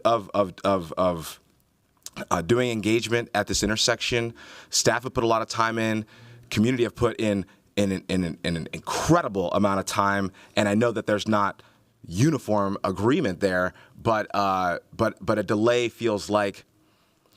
does feel like it is another blow to momentum, and this is not an intersection that hasn't had its blows to momentum for some permanency, for action there, and so. Again, I would love to find a way, just for my, selfishly maybe, to both respect the direction that Councilmember Jenkins is looking to go in, while also respecting the pursuit that Councilmember Chavez is looking for here. And I'm wondering if there is any sort of synchronicity that can occur. Is the position that these things are complete at odds? Would love staff's opinion, would love my colleagues' opinion on that. Yeah. I'll leave it there. Councilmember Ellison, would you like to have the director come up? If the director has a response to that, I'm happy to hear from the director. If my colleagues have a response, I'm happy to hear from them as well. So either is fine with me. Director Sexton. Thank you, Council President. Tim Sexton, Director of Public Works. So we were made aware of the resolution this morning, and my understanding, in talking with our technical staff too, is that we really can't co-design a pedestrian mall and continue design on the current flexible option that's being recommended, in part because the goal was to begin construction in 2025. And in order to do that, we need to advance our design and make preparations to start that work as early as June. And so it's hard to see that aligning with the vision and the timeline that's been introduced to have a vision or an alternative plan that by June of 2025. I just don't see how those two can align currently. We haven't had a lot of time to process though, so there may be some parallel work, but at this time it's really difficult to see how we could do both and still begin construction in 2025.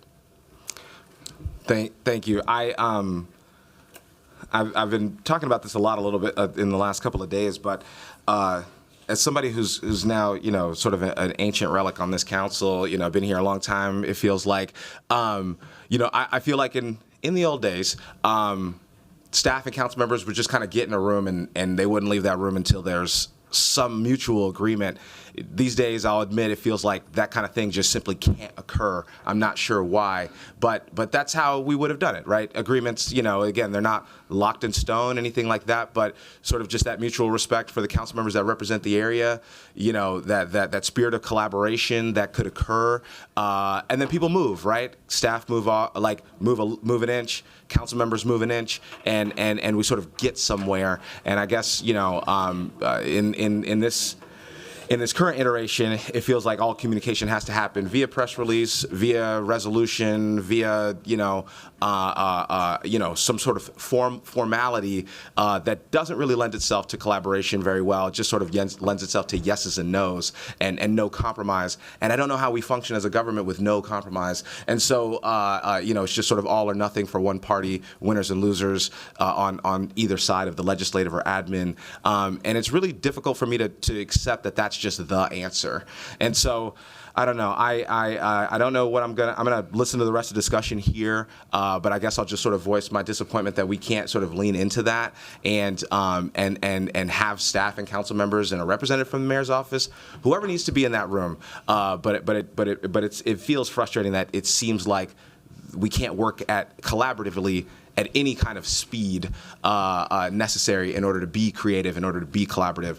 So I guess I'll leave it there and allow the rest of the discussion happens. I don't know where I'm going to fall here, but again, my goal today is just to see how I can reconcile, these two disparate ideas that I'm seeing coming from Councilmember Chavez and Councilmember Jenkins.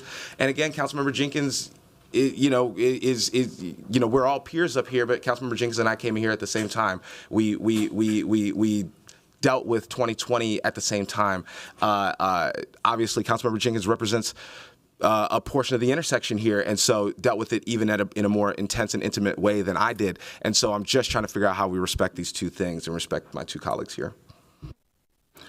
Councilmember Koski. Thank you, President Payne. I had a couple other questions for the director, if he doesn't mind. Director Sexton. So, two things. One, so there on the table here is to delay this for further discussion, and I don't believe we have a clear answer from your team and administration. If we were to delay this to, obviously at this point now we're looking into January, what does that look like? I've heard it a little squishy if we can't do the construction this year, or if we can still, if we delay one or two cycles to Councilmember Ellison's point, have a little more discussion. I do feel like we're holding two truths in our hands at the same time. We have colleagues who have, I think in some degrees different visions, but also a lot of similarities. So wanted to just understand, if this does delay, what will that happen? And are we at like a complete hard stop here? Mr. Sexton. Thank you, Council President, Councilmember Koski. So the team right now to advance the recommended option is working as quickly as they possibly can to start construction in 2025. This already is an aggressive timeline, and it's going to be really challenging. So when we say delaying 2 to 4 weeks, if there's confidence that we would move forward with that recommendation, the current recommendation, we could continue to ask staff to work at risk. However, we are very staff and resource limited, and so it's hard to suggest staff continue to work to advance design on an option that may not be realized. That just doesn't feel like a good use of our limited resources. The pedestrian mall, not commenting on its merits, simply the fact that if we're exercising this new statute, there's going to be challenges with that. There'll be additional engagement, both with residents, with community, with business owners. There's a process that we haven't done before that we would need to undertake. We need to coordinate more closely with the fire department and other emergency services on the code. There's a lot of uncertainty with that pedestrian mall option, even though it's only one corner, one of the four sort of legs of that intersection that would be changed. There could be some very significant just challenges to overcome. So delaying, if we had confidence again that we could move forward with the recommended option, we could probably overcome that and accept some risk. if the resolution were to move forward, given that there's some time frames that extend to June, we could not move forward, continue to work under risk for 6 months. And so that's where we are. So I hope that answers your question. I think there's some uncertainty there, so it's hard to be entirely specific, but that's where we're sitting right now. Okay, thank you. That's helpful. I do feel that, now that we can pursue this new ordinance for a pedestrian mall is throwing me off a little bit as well. I was ready to move forward with the flexible option because it was my understanding, so I would like you to correct me if I'm wrong, that the flexible option would allow us to, in the future, have a pedestrian mall option. However, we got this in email from our attorneys that states, pursuant to Minnesota Statute 430-01 sub 8, if the council would like to close the street to make a pedestrian area as part of the current street improvement project, an initial pedestrian mall ordinance must be passed concurrently with the street improvement authorization. And so I'm at a bit of a pause because I don't know if that means that we have a little more work to do. And I guess I'm unclear around now the steps in the process, and if we were to want to in the future have a pedestrian mall, which I understood the flexible option we could do, but if we don't do this work around the ordinance, how do we reconcile those if it's already been done and we have to adhere to this? Am I making sense? I am going to welcome up Tiffany Spohr from the Attorney's Office. Thank you. Thank you, President Payne. Councilmember Koski. To do the pedestrian mall, make a pedestrian mall on this area in conjunction with this specific project, an ordinance would need to be introduced and done concurrently with the project, so at the same time. If we completed the project and afterwards looked at it and said, the mixed-use option that allows us to close the street sometimes and leave it open most of the time is not an option anymore, and we'd like to go looking at a pedestrian mall for the future, the statute does allow us to do that. We can do that. It's a different mechanism to do it when you make a pedestrian mall as not a part of a street reconstruction project versus when you do it as part of a street reconstruction project. The state statute has basically two paths for making a pedestrian mall that we can go either way on. So this could, in the future, become a pedestrian mall through that other path after the reconstruction project is completed if it turns out that that is not an adequate use of the space, if that is decided by the city. Thank you. That's really helpful, and I appreciate the clarity on that. Absolutely. That's all my questions right now. Councilmember Wansley. Thank you, President Payne. I just want to get clarity from Councilmember Chavez in terms of the proposal. From my understanding, the goal is to expedite the process to actually make the pedestrian mall happen. And I attended that same meeting that you did where members of George Floyd Square hosted a town hall that was attended by several hundred. I know a number of other council members were there as well, where alternative vision was presented and it's incorporated in this resolution. But one of the pieces was, okay, let's talk about how do we explore this alternative piece, which is this pedestrian mall. So it's not around, let's pursue the city's proposal, which that public hearing that we had a couple of weeks ago, I heard the community pretty much voice very clear that they did not want to see that move forward. So my understanding is this is giving us the space to be able to return this item back to the committee so that we could do the legislative work initially to create the ordinance so that we can move forward that pedestrian option so we would not be pursuing the city's proposal. Is that what you're proposing right now? Council President, may I be acknowledged? Councilmember Chavez. Thanks, President Payne. That is correct, Councilmember Wansley. This is not about delaying at all. I was very clear in my statements that this is about moving forward. We are moving forward with the pedestrian model. That is what I am recommending. That is what I think is going to help rebuild trust in the community and address the concerns that many of the residents that I represent have of their concerns. So this is not about delaying, this is about moving forward. However, there is a legislative process that we have to go through in this body to move forward with the pedestrian model concept, which includes that notice of intent, that ordinance, that public hearing, and a specific process. So what I'm saying is that send this back to committee. We can also refer it back to staff, but I think it's smarter to send it back to committee. In committee, have a conversation of other steps that we need to take to then set that timeline for us to move forward with the pedestrian model. So that is correct. This is not a delay. This is about choosing a direction, but choosing a direction takes a specific amount of time and a different pathway forward.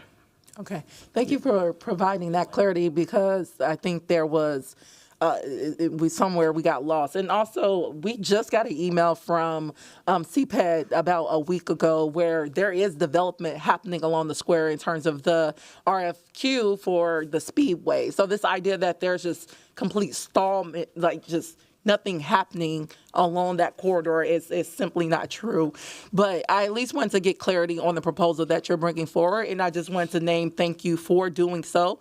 At that town hall, it became very clear residents did not want to see the city to continue with a proposal that was going to continue what they felt on this trend of erasing not just the memorial, but also, as you named in your comments, the actions that the community has taken to honor the memory of George Floyd and the protest that made it happen, the justice that happened for George Floyd. So I just want to name that for actually listening to your constituents and bringing something that reflected what they asked for. So thank you for that. Vice President Chugtai. Thank you, Mr. President. I actually had a question for Assistant City Attorney Sporer, if that's allowable. Ms. Sporer. Thank you. I'm wondering if you can outline the steps that would need to be taken for that second option, pedestrianization post reconstruction. What would need to happen on the city side? Thank you, President Payne, Vice President Chugtai. It is very similar, actually, to the same path we'd have to follow right now. It's more of a timing issue regarding the notice of the ordinance and when the ordinance has to be done versus different steps in each path. It's more the timing of when the ordinance has to be brought forward and done when there's a street reconstruction project versus when there's not. Otherwise, it's the same steps. We have to make the same 7 findings that are listed in the statute. We have to do the same community outreach. We'd have to do the same types of situation that we would in passing the ordinance and in creating the pedestrian mall both ways. It's just a different timing path depending on how we go about it. What I heard when you were explaining this the first time was, something along the lines of the city needs to determine that the existing use of that space it isn't working, and so that's why the city is now pursuing pedestrianization. Can you speak to that a little bit more by chance? Yes. So I'm just going to pull up the ordinance very quickly, or the statute. So under the statute requires us to make multiple findings. Part of it has to do with, is it a trunk highway? If it's a trunk highway, we can't do that. There are some basic functions of the street findings that we have to make first of all. The next findings we have to do with how the street is used. So we have to make findings about it being in the best interest in the community, types of findings about it not impeding fire trucks and ambulances and law enforcement. We have to make findings about the businesses having alternate routes and that's not going to create additional traffic in areas that isn't there before or isn't unmeasurable to a certain extent. So there's a whole bunch of design findings we'll have to make and findings about if the width of the road is being used to the full amount.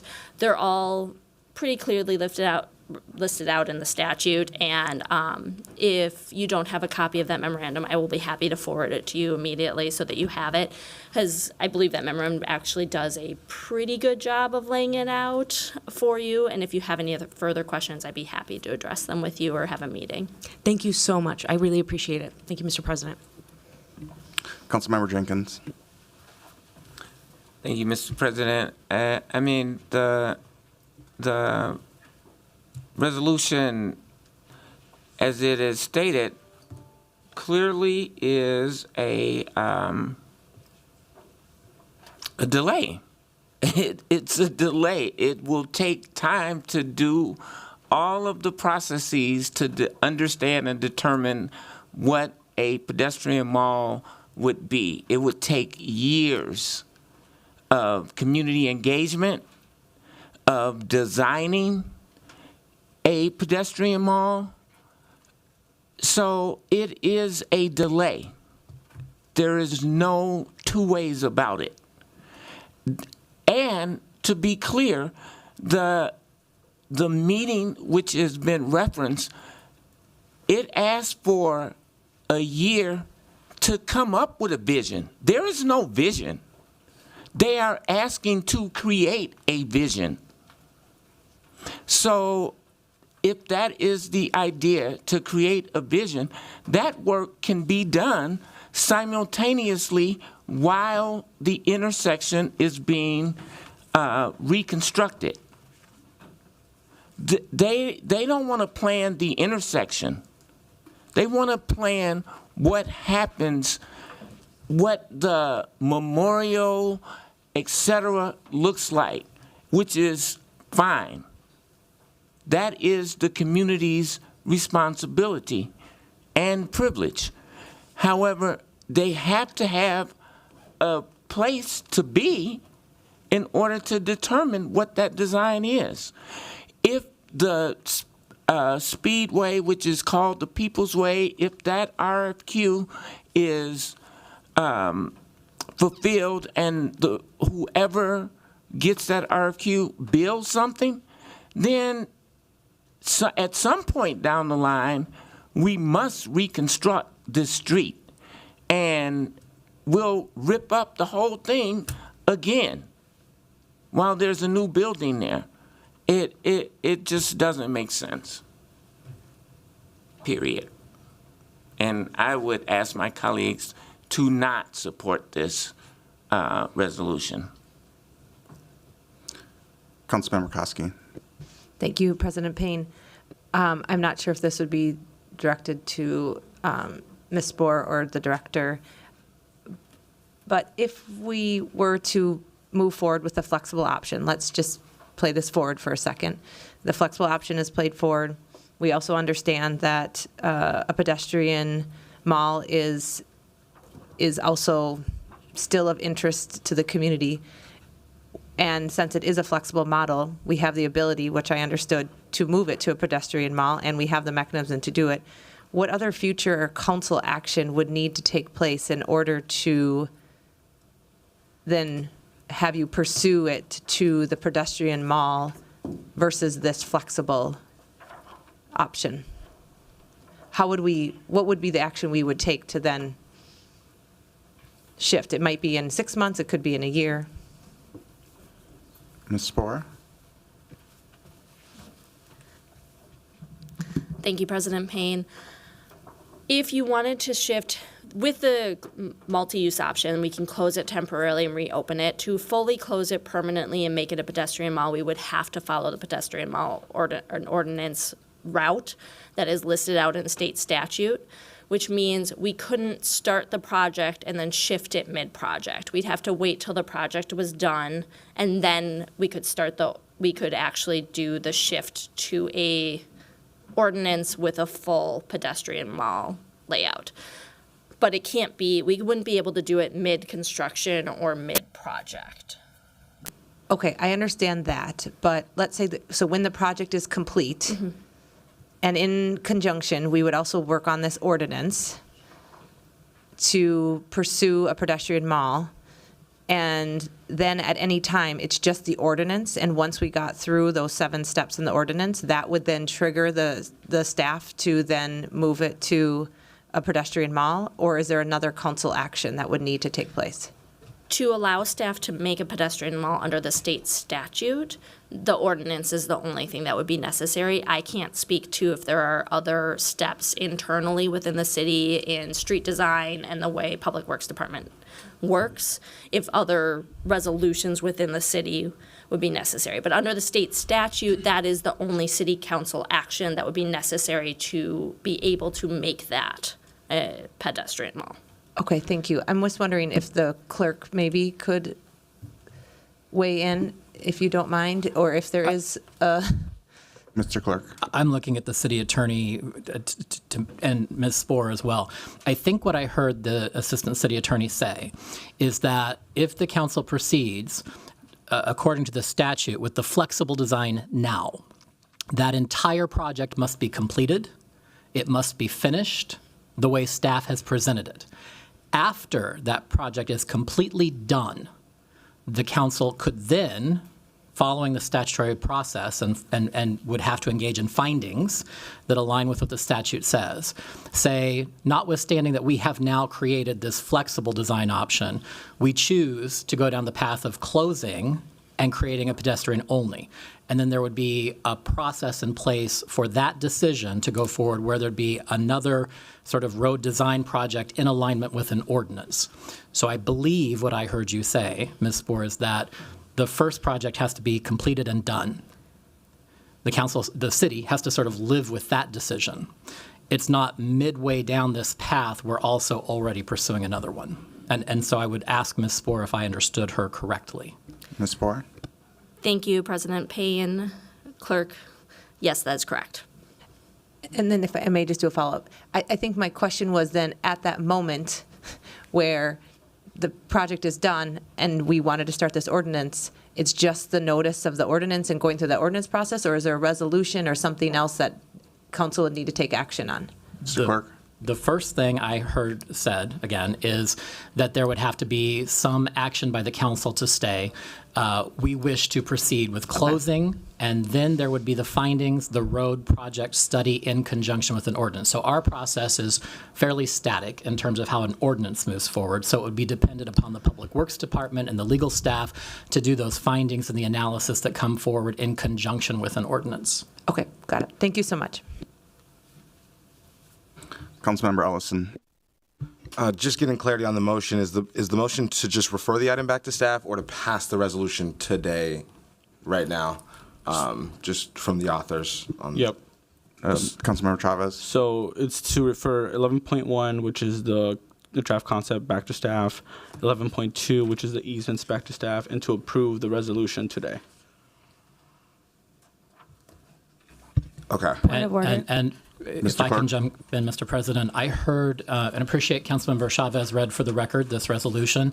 I didn't hear a second to the motion. Appreciate being clarified now. But what was brought forward, 11.1 and 11.2, I think we need some clarity around the second part. This is sort of a compound action. You've got a resolution and a motion to refer back. You mentioned to staff just now, so not back to committee. You're just referring both those items. Back to committee. Okay, and then my question on that is back to C&I, to the Climate Infrastructure Yes. Committee in 2025. Okay, Yep. Thank you. Councilmember Ellison. Okay. Thank you. Yeah, so my recommendation is, I made the motion already. If I can get a second. Second. I think we need to be clear on our decision. We are asking to move forward with the pedestrian mall, and this resolution is going to help us move forward. So I'm ready to vote. Okay. You're in queue. Are we ready? That was it. All right. I will ask the clerk to call the roll on referring item 11.1 and 2 back to the Climate and Infrastructure Committee and the approval of the resolution that's before us. Councilmember Koski. Aye on 1 and 2 and nay on 3. I'm sorry, I need clarity on that. So the resolution is part 1, and then there's a motion to refer the matters back. So there's 2 parts. Okay, I'm a nay. Okay. Councilmember Wansley. Aye. Councilmember Jenkins. Nay. Councilmember Palmisano. No. Councilmember Chowdhury. Aye. Councilmember Cashman. Aye. Councilmember Osman. Aye. Councilmember Rainville. Nay. Councilmember Chavez. Aye. Councilmember Veto. No. Councilmember Ellison. Aye. Vice President Shugtai. Aye. President Payne. Aye. There are 9 ayes and 5 nays. That carries, and that item is adopted, finishing the Climate and Infrastructure Report. The next report is from the Committee of the Whole, which will be presented by that committee's chair. Mr. President, Mr. I just want to President. correct the roll call vote. I was just Okay. asking Mr. President to say, I said 9, it should be 8 to 5. Got it. All the same, that carries, and we will move on to our next report, which is Committee of the Whole, which will be presented by that committee's chair, Councilmember Chavez. Thank you, Mr. President. And you said the Public Health and Safety Committee or Cal? Okay, Cal. So thank you, Mr. President. The Committee of the Whole is bringing forward 7 items today. Item number 1 is the water and sewer service line repair assessments. Item number 2 is gift acceptance from National Academy of Sciences Transportation Research Board, travel and lodging expenses. Item number 3 is a Community Commission on Police Oversight appointment. Item number 4 is solidarity with nonviolent campus activism opposing war and supporting Palestinian human rights. Item number 5 is a contract with DLG Consulting and Advisory Services, LLC, to provide external investigative services to the Internal Affairs Division of the Police Department. Item number 6 is a contract with Exceptional Edge Consulting for police training services required by the MDHR settlement agreement. And item number 7 is an Office of Police Conduct Review legislative directive. I will pull out item number 4 for a separate vote and move the rest for approval. Councilmember Chavez has moved the report minus item number 4. Is there any discussion on the remainder of the items? Councilmember Osman. Councilmember Osman. Yes, thank you, Council President. I do want to talk and really thank Ayanna Smith Coleman, who I have appointed to Ward 6 seat on Community Commission on Police Oversight. Ward 6 office, Ward 6 seat has been vacant for a while, for a long time, and super excited that she is volunteering and accepting this position. So, thank you. Thank you. Seeing no one else in queue, I will ask the clerk to call the roll on items 1 through 3 and 5 through 7. Councilmember Koski. Aye. Councilmember Wamsley. Aye. Councilmember Jenkins. Aye. Councilmember Palmisano. Aye. Councilmember Chowdhury. Aye. Councilmember Cashman. Aye. Councilmember Osman. Aye. Councilmember Rainville. Aye. Councilmember Chavez. Aye. Councilmember Vito. Aye. Councilmember Ellison. Aye. Vice President Shugtai. Aye. President Payne. Aye. There are 13 ayes. That carries, and those items are adopted. Next, we will take up item number 4. Does anybody want to speak on this, or shall we go straight to roll call? Councilmember Palmisano. Thank you, Mr. Chair. I didn't share my remarks earlier this week at COW. I strongly disagree with the sentiment of this resolution, and I can't support it. Allow me to explain why. This resolution states campus activism and nonviolent protest are important parts of Minneapolis history. That part is true. And it does not reflect the character of this particular protest. It was certainly not nonviolent. Student and alumni protesters from the University of Minnesota, Students for a Democratic Society, illegally occupied Morrill Hall on the University of Minnesota campus. They chose this building because of past protest history. The student and alumni protesters vandalized university property, spray-painted security cameras, locked doors, broke windows, barricaded exits. I've seen the photo footage that has been shared. This was not a peaceful protest. Far from it. It was terrifying, and I do not use that word lightly.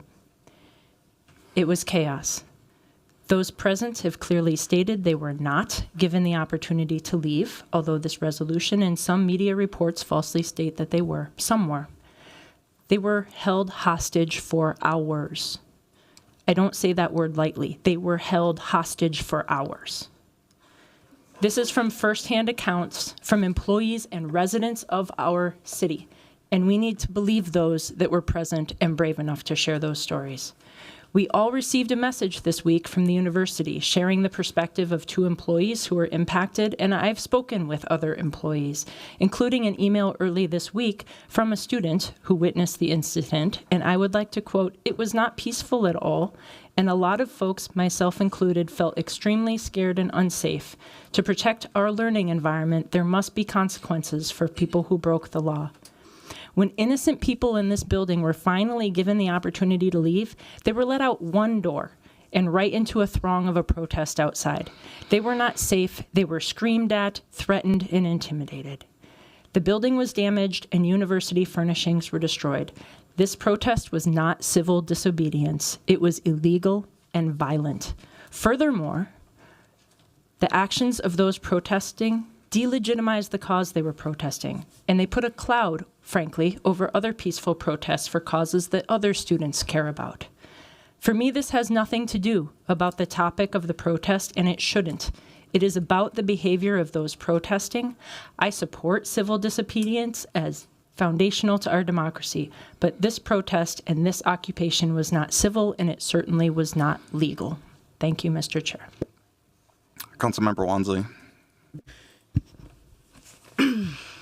Thank you, President Payne. I was really hoping that I didn't have to share comments today, but I do think it's important to level set in this conversation. And as I mentioned on Tuesday, we've seen a heightened repression amongst the university in response to students protesting for the liberation of Palestine and for the end of the genocide happening in Gaza as of now. And that repression has happened with students protesting by sitting on the grass where they were also arrested, or even protesting through their participation in the Moral Hall takeover, similar to the actions that Black students participated in back in the 1970s. I think it's also important to level set that I've heard a lot of rhetoric around, these actions being anti-Semitic, and I need to name that the critique of Zionism is not the same thing of being anti-Semitic. Those are not the same thing at all. And boycott and divestments actually are part of nonviolent strategies. If you are actually advocating for nonviolent strategies, you should be supporting BDS tactics. In fact, boycotts and divestments have been critical in advancing changes and specifically ending apartheid regimes like South Africa's apartheid regimes throughout decades, throughout American and global history. And that led to many anti-war struggles that students have participated in historically, just like the ones that we're seeing today. And it's incredibly troubling that we're seeing students being faced and met with similar criminalization that students back then were also met with. And I've said this time and time again, I don't believe City Council should be in the business of criminalizing protests, and that is why I brought this resolution forward. And I've been consistent in that position, both while being on this body and even prior to joining this council. I said that back in 2016 as a Black Lives Matter organizer when we were advocating and protesting for police reform and racial justice, and there were attempts to criminalize protests then at the local level and state level. I also stood against those measures when even last year we had indigenous residents advocating for the East Phillips indoor farm, and their efforts were also met with criminalization efforts by city leaders here. And I have been consistent that we should not be repressing protests. We should not be criminalizing that. And this is not a complicated issue. And it's also unfortunate. I already know Mayor Fry has already chosen to veto this resolution that upholds a commitment to free speech and protecting nonviolent protests. But what I will say is if you also stand against the criminalization of protests, especially as we're entering into a Trump era, well, I hope you also vote in support of this resolution today. Councilmember Cashman. Thank you, President Payne. I also can't support the resolution today. I really hope that the university and county and city attorneys do seek restorative and non-punitive solutions for the students. I do not believe that they should be criminalized for their actions. And I've been very vocal about my support for Palestinian human rights through our ceasefire resolution that we passed earlier this year. But I am concerned about some of the rhetoric from the group that organized this protest. And I don't agree with some of the language in the resolution, including a statement of support for boycotting specifically Israeli academics in the BDS movement. Thank you. Councilmember Chavez. That's for Councilmember Osman. Thank you, Council President. And I think, someone who grew up in a different country, what separates the United States from the rest of the country, the rest of the world, is right to protest. Right to protest is, we won't be here without the civil rights. I won't be sitting here.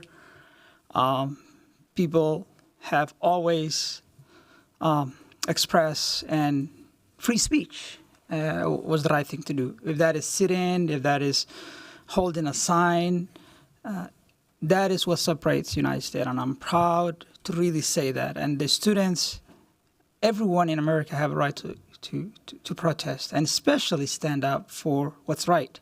And I really see the faces. No matter where I go, I always see solidarity and calling out the genocide that's happening at the time we live in right now. And I appreciate your commitment, and your calling out. The history will remember you, those folks that stood up. We always, remember and bad things that happened in like 50 years. Oh, those things were wrong. This is the wrong time. This is the right time to speak out. And I want to thank Council Member Wansley for her commitment, for her bravery, for standing up and speaking out. And also, I will definitely thank all those students and all those people that decided to stand up for injustice that's happening not just Palestine, but around the world. Thank you. Councilmember Wansley. Thank you, President Payne. I did want to just provide some clarification about a comment that Councilmember Cashman shared, because I do not want to build upon any misinformation, which I think this particular matter already gets too much of. So I want to be clear, and everyone can find this resolution on LIMS. The language does not say boycott academics. Specifically, it says protest was for the University of Minnesota to divest from the State of Israel and Israeli academic institutions as part of a global movement of nonviolent economic strategies to protect Palestinian human rights. That is a very different thing in terms of academic institutions. And that was part of our own ceasefire resolution in terms of knowing that institutions invest in arms that are going to support the genocide that's happening. And we want to make sure that we're severing ties that's allowing that to go on. So I just want to name, and combat any potential misinformation. And please, you can find the actual language on LIMS.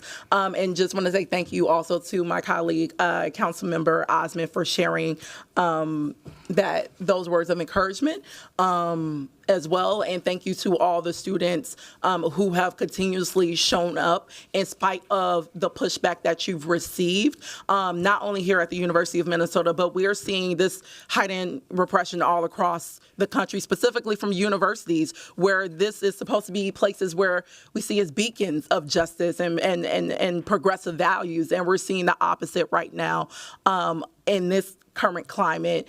So I just want to say thank you to the bravery of our students for continuing this anti-war movement and for, helping us remind ourselves of what is right and what side of history we should continue to stand on. Councilmember Ellison. Thank you, President Payne. I get that this discussion is not going to change the vote count here. I understand that, and so I'll keep my comments brief if I can.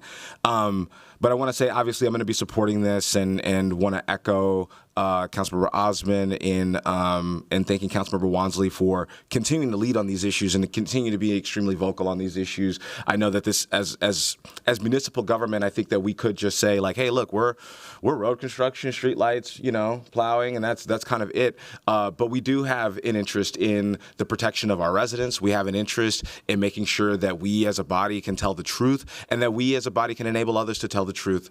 And one of the things that I just wanted to highlight here is that even in the worst elements of a protest, and I've been proud of protests for a long time, a broken window does not stand up to a maimed child.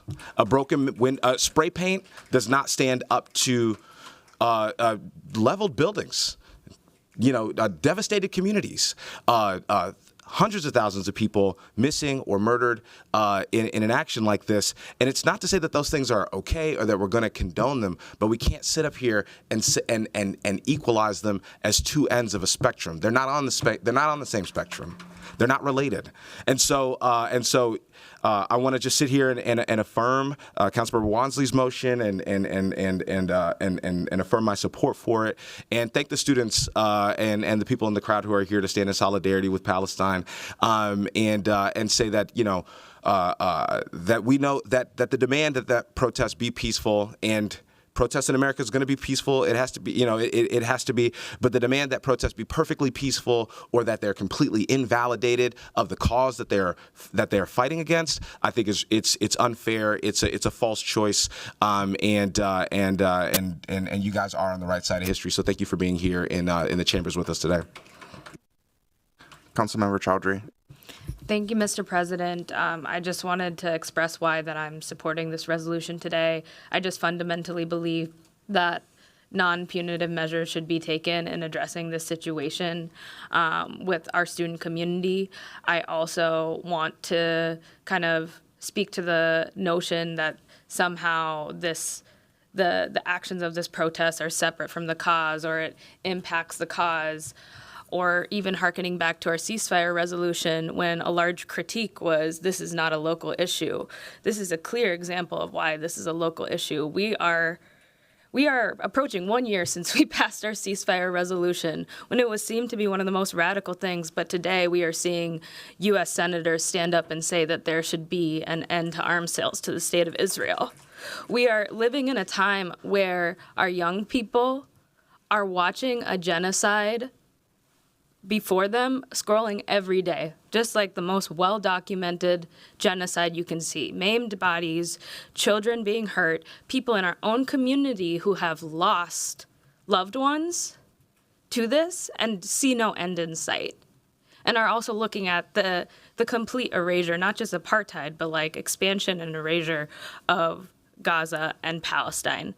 And it is impacting the health and the well-being of the American people, absolutely, and our young people. This is what our young people are growing up into. And punitive measures and delegitimizing the voices of students that are protesting, even if you might not agree with the ways in which they did it. I understand the nuance of that.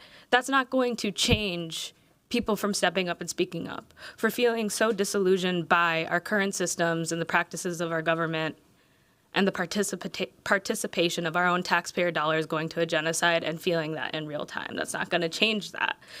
I also want to state that I'm supporting this because the University of Minnesota, which I'm an alumni of, they, over time, over the last couple of years, we're seeing an erosion of freedom of expression there. There is a whole list of criteria needed in order to protest. Protesting is about disrupting business as usual because your voices cannot be heard in institutions. It's supposed to disrupt institutions. That's the whole point. If it didn't disrupt institutions, things wouldn't change at the grassroots level. We're seeing the University of Minnesota put out standards that say your spontaneous events of protest can only have 100 participants. You can only have one battery-operated amplification equipment. You can only have a sign that's 14 inches by 22 inches. You can only distribute materials 25 feet away from a building. That's an erosion of freedom of expression and democracy. And had that been placed on the students before, the 70 black students that protested at Morrill Hall, where they occupied that building, they would have been in violation of these policies. What's happening at the University of Minnesota and universities across the country, but here in our city, that's an erosion of democracy, and I cannot stand for that. And this is an opportunity for me as a council member of this city and as an alumni to say, no, there has to be a point in which we interject and say, no, the way that you're handling this is wrong. And an outcome of that is we're going to pass a resolution in solidarity with nonviolent protest. And we're going to ask for less non-punitive actions when it comes to our students. Because I don't want, already when our future is feeling really bleak, I don't want to see the future of our young people in our city be impacted, right? Like 2.5 years of academic suspension and high costs onto them. We don't know the detrimental impact of that. So I'm proud to support this. And I hope that we're not back here again having to react to the way this genocide is impacting us at a local community. But I don't feel hopeful about that today, but I'm going to continue to use my voice alongside my fellow council members who are in support of this today.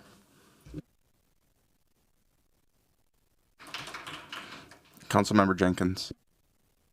Thank you, President Payne. I keep hearing references to Morrill Hall and to civil rights demonstrations, and I think civil disobedience is a very well, I guess, conceived and tried form of protest. It's a very valid form of protest. And yet, most people who practice civil disobedience understand that breaking the law means I am going to have to deal with the consequences. And that's what we're talking about. We're not talking about the central reason why people are protesting. We're talking about the fact that laws have been broken and there needs to be consequences. If someone came to my home and protested my home because they thought I did something wrong, they don't have a right to destroy my property. They don't have a right to hold me hostage in my home. Those are not rights. Those are violations of the society that we all live in. So protest is completely appropriate, and yes, how we protest does matter. And when we break the norms of those protests, then we should be willing to deal with the consequences. Thank you. Those people in Morrill Hall and other civil rights protesters did go to jail when they did civil disobedience. Martin Luther King Jr. went to jail over 30 times.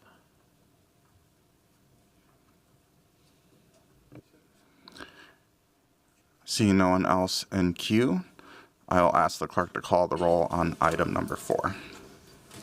Councilmember Koski. Nay. Councilmember Wansley. Aye. Councilmember Jenkins. Nay. Councilmember Palmisano. No. Councilmember Chowdhury. Aye. Councilmember Cashman. No. Councilmember Osman. Aye. Councilmember Rainville. No. Councilmember Chavez. Aye. Councilmember Veto. No. Councilmember Ellison. Aye. Vice President Shugtai. Aye. President Payne. Aye. There are 7 ayes and 6 nays. That item carries and the full report is adopted. The next report is from the Intergovernmental Relations Committee, which will be presented by that committee's chair, Councilmember Chowdhury. Thank you, Mr. President. The Intergovernmental Relations Committee is bringing forward 5 items for approval. Number 1 is the passage of a resolution for Representative Frank Hornstein. Number 2 is a passage of a resolution for Representative Hodan Hassan. Number 3 is authorizing contracts with Frederickson Government Relations, LLC, and Momentum Advocacy for Legislation Representation Services. Number 4 is authorizing contract amendment with Primacy Group, LLC, for legislation representation services. And number 5 is approving 2025 legislative policies. I'll move that we move items number 1 through 4 for approval, and then we take up 5 separately to take on a few motions brought by fellow council members. Councilmember Chowdhury has moved approval of items 1 through 4 of the committee report. Is there any discussion on those items? Seeing none, I'll ask the clerk to call the roll. Councilmember Koski. Aye. Councilmember Wansley. Aye. Councilmember Jenkins. Aye. Councilmember Palmisano. Aye. Councilmember Chowdhury. Aye. Councilmember Cashman. Aye. Councilmember Osmond. Aye. Councilmember Rainville. Aye. Councilmember Chavez. Aye. Councilmember Veto. Aye. Councilmember Ellison. Aye. Vice President Chugtai. Aye. President Payne. Aye. There are 13 ayes. That carries, and those items are adopted. Next, we will take on item number 5, and I will call on Councilmember Chowdhury. Thank you, Mr. President. I will ask for the support of our clerks. I think I have the motions out of order before me. We don't have an order, okay. Well, I will actually start off by calling on Councilmember Chavez to speak to the motion that he, Councilmember Rainville, and myself are bringing to amend the legislative agenda by adding a section under data practices.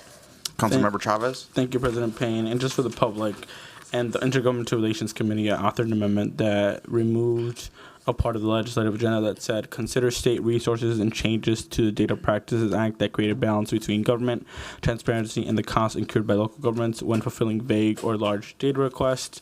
This was something that I voted or authored a motion to remove because I feel like it would make our government less transparent. And in that meeting, I mentioned that we would be having discussions on how we would be supportive of funding to address those issues, but not changes to the Data Practices Act. So this is amendment authored by myself, Councilmember Rainville, and Councilmember Chowdhury that says we support state funding for local governments to address the costs incurred by local governments when fulfilling large or unclear data requests. This would allow us to still advocate for funding at the state level to ensure that we can address some of the financial constraints we have. Thank you.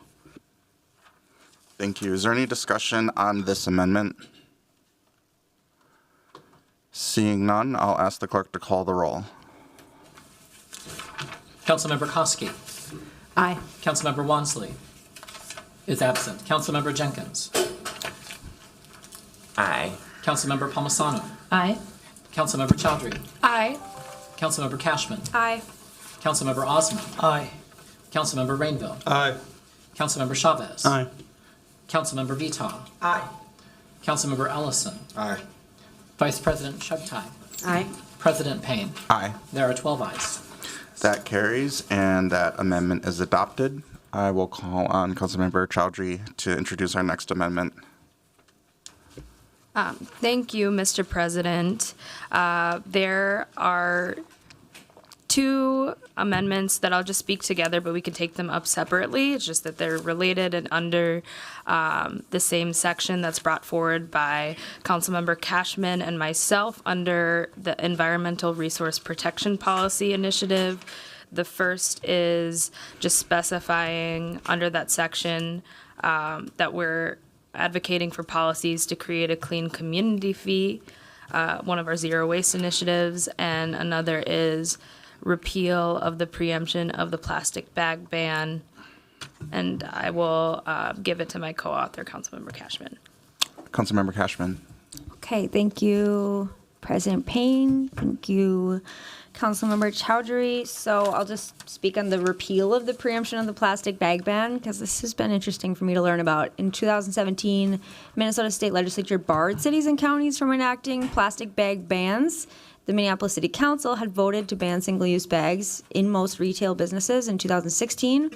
and then was preempted by the state right before our ban was to go into effect.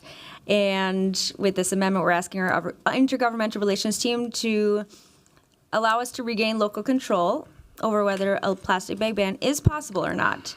And I believe we should have the ability to exercise control over the use of plastic, especially as a municipality that wants to end reliance on HERC incinerator and landfill and wants to prioritize clean water, air, streets, and our environment. And I'll just say that from my tour of the Eureka recycling facility, where our recyclables go to get sorted, plastic bags are considered the worst contaminant of that process that actually prohibits recyclables from being able to be recycled because the bags are so easy to get lost in the flow of the recyclables. So I believe we should pursue the opportunity to get single-use plastics out of our waste stream and want to see the state preemption on this overturned. And if it's all right, I'll just speak on the other one as well. So policies to create a clean community fee. This has been advocated for by our Public Works and Solid Waste and Recycling staff. It was identified in our 2017 Zero Waste Plan, the Zero Waste Programming Update, and the Zero Waste Landscape Analysis that PAR did in October of this year. Clean Community Fee could fund street sweeping, litter abatement, recycling and reuse drop-off centers, business outreach on recycling opportunities, and zero waste program development. And so having a greater ability to fund accelerated zero waste programming is more pressing than ever given the unanimous resolution that we passed as a city council to advocate for the closure of the HERC facility. Thank you. Councilmember Chowdhury. Mr. President, just, I guess, a point of order. I stated taking these motions up separately, but if I'd recommend if there's no objection from the body that we just take them together. I was going to suggest that. So if there's no discussion on these two amendments, I will ask the clerk to call the roll. Councilmember Koski. Aye. Councilmember Wansley. Aye. Councilmember Jenkins. Aye. Councilmember Palmisano. Aye. Councilmember Chowdhury. Aye. Councilmember Cashman. Aye. Councilmember Osmond. Aye. Councilmember Rainville. Aye. Councilmember Chavez. Aye. Councilmember Veto. Aye. Councilmember Ellison. Aye. Vice President Shughtai. Aye. President Payne. Aye. There are 13 ayes. That carries, and those amendments are adopted. Before we move on to our next amendment, Councilmember Wansley, would you like to be noted as an aye on the Chavez amendment for requesting state funding for data practices requests? Yes, I would. Thank you. Clerks, if you could note that. Thank you. And I will call on Councilmember Chowdhury again. Thank you, Mr. President. The final motion before you is a motion brought by myself and Councilmember Palmisano. I'll just quick note for the clerks. Unfortunately, there's a little bit of a typo at the top. It says Chowdhury and Rainville, but Councilmember Rainville, if you want to be a part of it, you're certainly welcome. So just speaking to this, I want to refresh from our IGR committee conversation. There was an amendment that Councilmember Chavez and I brought under the same section for housing policy under funding for affordable housing and homelessness prevention, where we struck out repealing the statute that prohibits all cities from subjecting state licensed group assisted living facilities licensed under the specific statute. We had a pretty robust discussion in committee, and through discussions with Councilmember Palmisano, Councilmember Chavez, we worked together to come up with some language here today. I'll just read it out for the public record and for everyone else. Support policies that enable group homes to be located in all cities while providing cities with the resources to ensure housing is safe, supportive, and livable for vulnerable individuals and people with disabilities.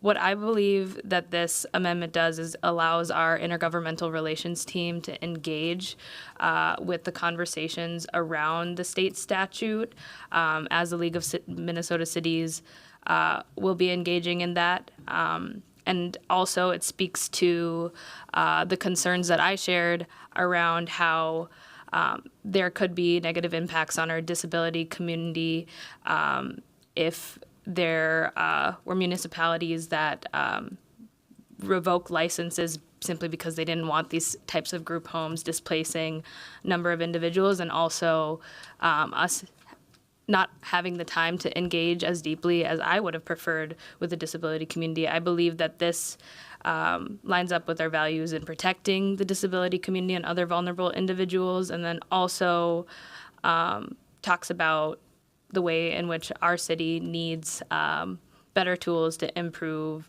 living standards for them, while speaking to the fact that as a body, we're not supporting a repeal of the statute.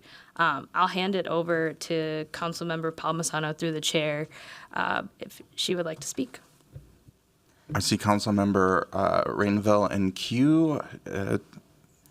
Would you like to go first, or should we hand it off to Palmisano? Just briefly, thank you for offering to put me on this. So I accept it. All right.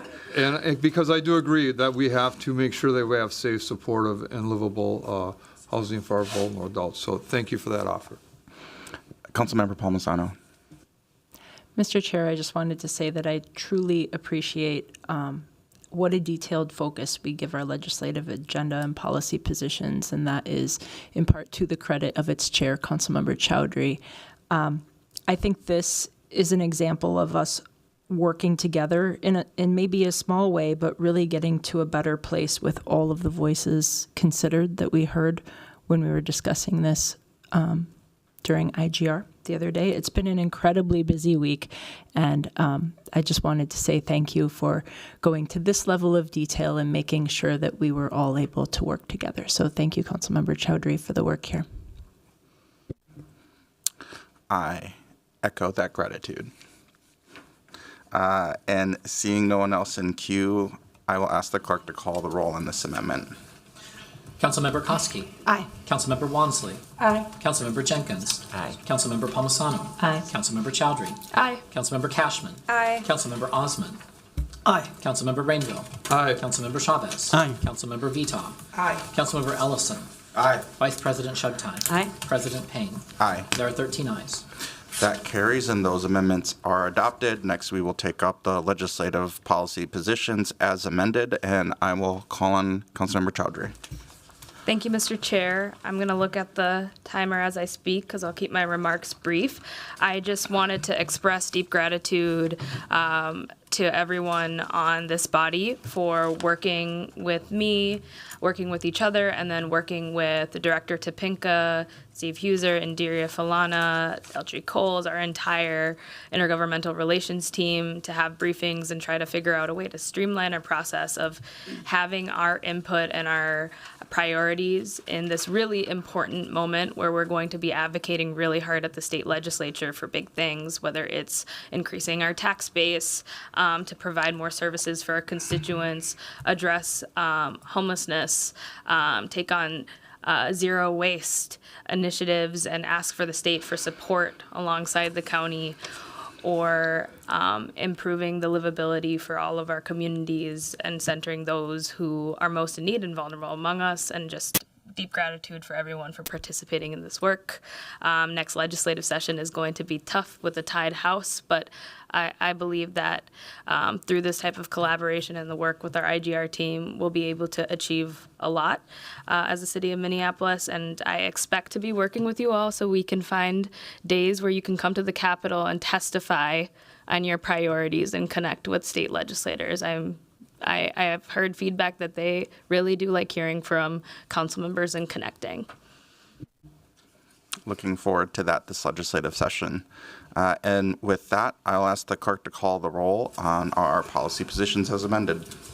Councilmember Koski. Aye. Councilmember Wansley. Aye. Councilmember Jenkins. Aye. Councilmember Palmisano. Aye. Councilmember Chowdhury. Aye. Councilmember Cashman. Aye. Councilmember Osman. Aye. Councilmember Rainville. Aye. Councilmember Chavez. Aye. Councilmember Veto. Aye. Councilmember Ellison. Aye. Vice President Shugtai. Aye. President Payne. Aye. There are 13 ayes. That carries, and the full report is adopted. The final report will be offered by our Public Health and Safety Committee, which will be presented by that committee's chair, Councilmember Chavez. Thank you, President Payne. The Public Health and Safety Committee is bringing forward 11 items for approval. Item number 1 is redistribution funding from the Minnesota Board of Firefighter Training and Education. Item number 2 is the Minnesota Department of Health grant for cannabis education. Item number 3 is Strong Foundations grant from the Minnesota Department of Health for implementation of evidence-based family home visiting services. Item number 4 is Trauma-Informed Mental Well-Being Trusted Messenger Program. Item number 5 is a local public health grant and foundational public health responsibilities grant for 2025. Item number 6 is a school-based clinic amended lease with Minneapolis Public Schools. Item number 7 is the U.S. Department of Housing and Urban Development grant for corrective lead-based paint hazard activities. Item number 8 is Public Health Advisory Committee appointments. Item number 9 is Public Safety-Related Restorative Programs Legislative Directive. Item number 10 is a Memorandum of Understanding for the Lake Street Safety Center. And item number 11 is a Youth and Adolescent Diversion, Deflection, Intervention, and Delinquency Prevention Program Staff Direction. With that, I'll move approval of all these items. Councilmember Chavez has moved approval of the committee's report. Is there any discussion? Councilmember Cashman. Thank you, President Payne. Just wanted to ask members of the committee a quick question on number 2, Minnesota Department of Health grant for cannabis education. I'm seeing on the file that it's, for community health boards would be the grantees. Does anyone have an idea of who would be receiving these grants for cannabis education that we're accepting? Like which department? Well, it's the Department of Health that's accepting the grant from the Minnesota Department of Health, but who will be the grantees to actually administer the cannabis education? Yeah, I don't know, but I think if we asked for administrative follow-up, that might be helpful. But I don't have the answer for you. They might have to go through an RFP process or some sort of city process. All right, I'll just follow up with the Health Department. Thank you. Okay. Thank you. Would you like the clerks to document that for a follow-up? I'll just send an email. Sounds Thank great. you. Thank you. Sounds great. All right. Councilmember Jenkins. Thank you, President Payne. I was hoping to get a little more clarity on item number 10, the MOU for Hennepin County. I'm just curious, are they contributing financially to the center? I can answer that. Go ahead, Councilmember Thank you, Chavez. thank you, President Payne. So the city partners with Hennepin County for Lake Street social workers. So that's to allow those Lake Street social workers to operate out of the Lake Street Safety Center. So it's just to continue the partnership with them. So they're not contributing financially to the Lake Street Safety Center? Well, at this moment, they have not contributed financial funding towards the Lake Street Safety Center. I think there's an opportunity for that to occur. I think there was an email that I sent along with you, Councilmember Jenkins, reaching out to the county to see how we can bring more services to the Lake Street Safety Center, like a kiosk and other stuff. So I think there's an opportunity to do that work for sure. But at this moment, no, there is no funding there. I mean, the Lake Street social workers are a partnership. It's an MOU that we have with the county. I would assume they put in money and that we do as well when it comes to the Lake Street social work program. So that is, I guess, a form of contribution. So, and if the city attorneys can maybe help me a lot more, that would be helpful. Madam City Attorney. Council President, council members, I'm sorry, I don't know the details of this particular MOU, so I don't know whether there's a contribution of funds in addition to the services, but we can certainly follow up. And Councilmember Chavez? Council President Payne, there would be no contribution of funds, but the Lake Street Social Work Program is a partnership with the city and the county, so that is a form of support that the county is giving. Should we be working with other government agencies to make sure that we get all the services that we need for the Lake Street Safety Center to make sure that the city isn't the only one participating and funding it? 1,000%, I agree with that. I think those are conversations I'm happy to be a part of. Yeah, I've been trying to have the conversation for a very long time, and it's not happening. But thank you. Seeing no one else in queue, I will ask the clerk to call the roll on the committee's report. Councilmember Koski. Aye. Councilmember Wansley. Aye. Councilmember Jenkins. Aye. Councilmember Palmisano. Aye. Councilmember Chowdhury. Aye. Councilmember Cashman.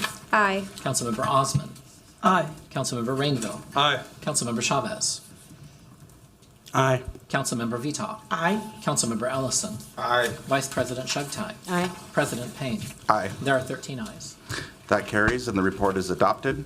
Thank you, colleagues. That completes the reports of all of our standing committees. The next order of business is notice of ordinance introductions. We have 2 notices today. The first is from council members Cashman and Chugtai, who give notice of intent to introduce at our next regular meeting the subject matter of an ordinance related to the Centerpoint Energy gas franchise to repeal the existing franchise ordinance for gas distribution system and pass a new franchise ordinance for gas distribution system. The second is from Councilmember Wansley, who gives notice of intent to introduce at the next regular meeting the subject matter of an ordinance amending the housing code, prohibiting the use of algorithmic devices that perform calculations of non-public competitor data to advise landlords on vacancy and rental rates. Are there any questions on these notices? Seeing none, these notices are hereby given and no further action is required at this time. The next order of business is introduction and referral calendar. Councilmember Osman moves to introduce the subject matter of an ordinance amending the general provisions code for first reading and referral to the Business, Housing, and Zoning Committee, clarifying that Title 22 and Title 23 are provisions that are subject to administrative enforcement. Is there any discussion on this introduction? Seeing none, I'll ask the clerk to call the roll. Councilmember Koski. Aye. Councilmember Wansley. Aye. Councilmember Jenkins. Aye. Councilmember Palmisano. Aye. Councilmember Chowdhury. Aye. Councilmember Cashman. Aye. Councilmember Osman. Aye. Councilmember Rainville. Aye. Councilmember Chavez. Aye. Councilmember Veto. Aye. Councilmember Ellison. Aye. Vice President Shugtai. Aye. President Payne. Aye. There are 13 ayes. That carries, and this matter will be referred to the Business, Housing, and Zoning Committee in the next cycle. The next order of business is resolutions. As shown on the agenda, we have 2 honorary resolutions today. Are there any questions or comments from council members? May I have a motion to adopt those resolutions? So moved. Second. The clerk will call the roll. Councilmember Koski. Councilmember Wansley. Councilmember Jenkins. Aye. Councilmember Palmisano. Aye. Councilmember Chowdhury. Aye. Councilmember Cashman. Aye. Councilmember Osman. Aye. Councilmember Rainville. Aye. Councilmember Chavez. Aye. Councilmember Veto. Aye. Councilmember Ellison. Aye. Vice President Shugtai. Aye. President Payne. Aye. There are 13 ayes. That carries, and those resolutions are adopted. As we dispensed with unfinished business at the beginning of our meeting, our next order of business is a closed session request. Before I recognize the attorney and we recess for closed session, I'll ask if there are any announcements from council members. Councilmember Vita.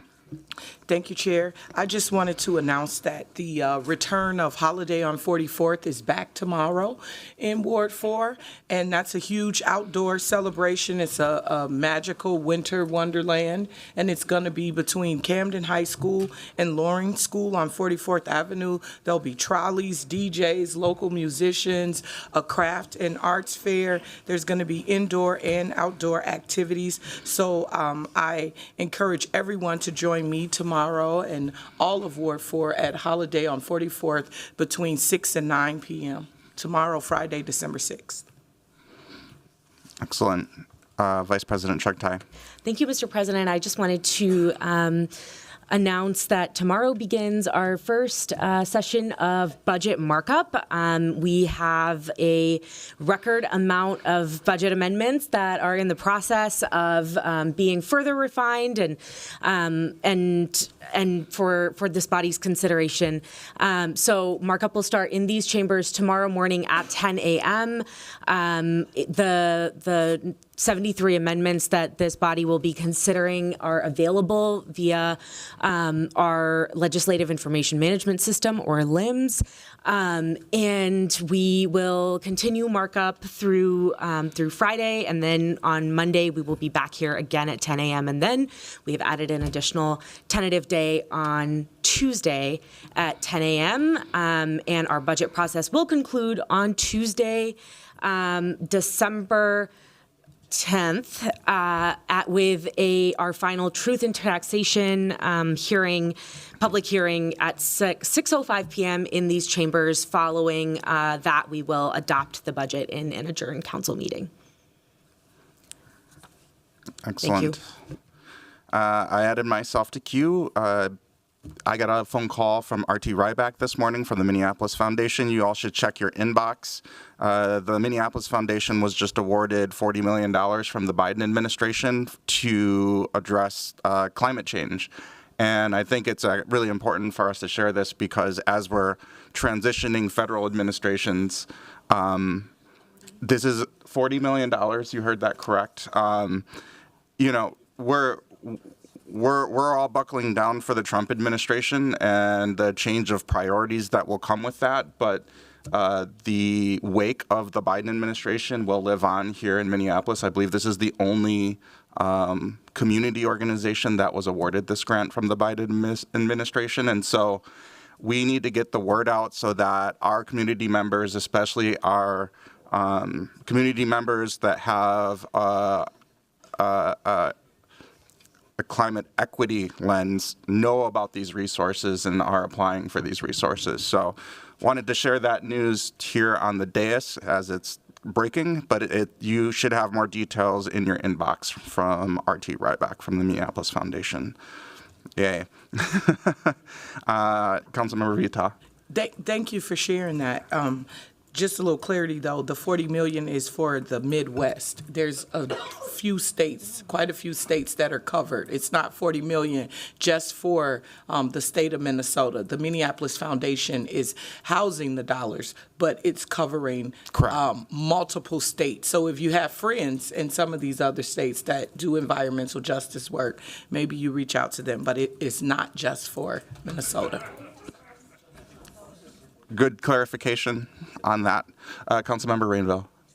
Well, I'm somewhat disappointed by that news from Councilmember Vitak because I was going to ask you how much of that money going to get into Northeast Minneapolis, Council President. I think we should all look to get as much as we can and within our wards, right?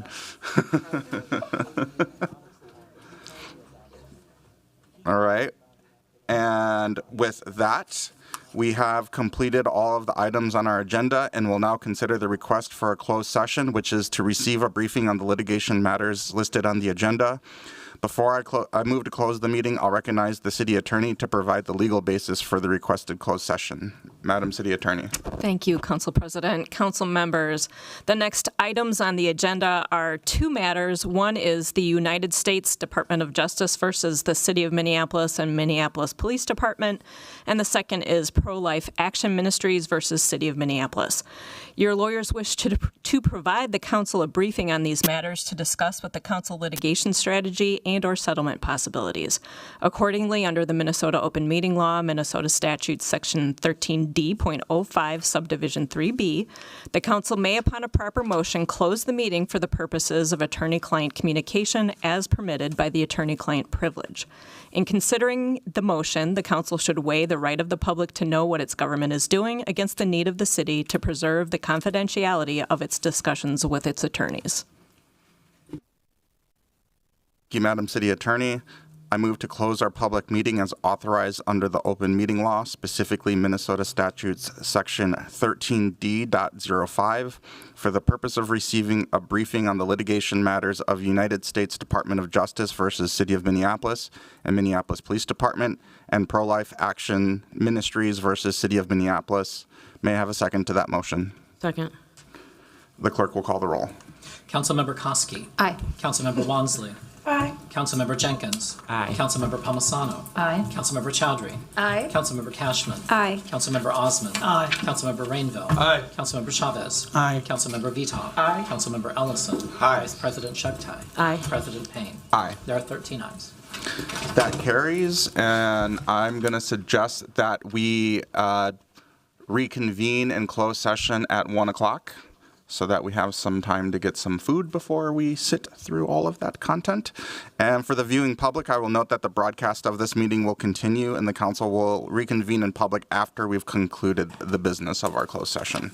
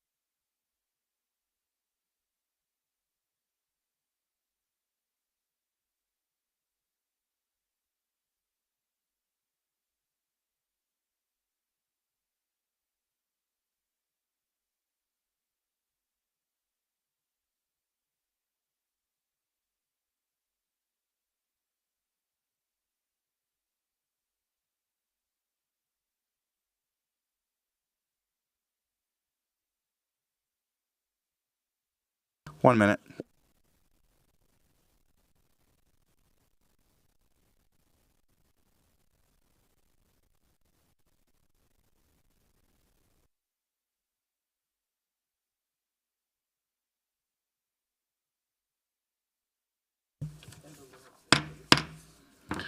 The time is now 2:28, and the City Council has reconvened in open session following our closed session. I'll ask the clerk to call the roll to prove the presence of a quorum.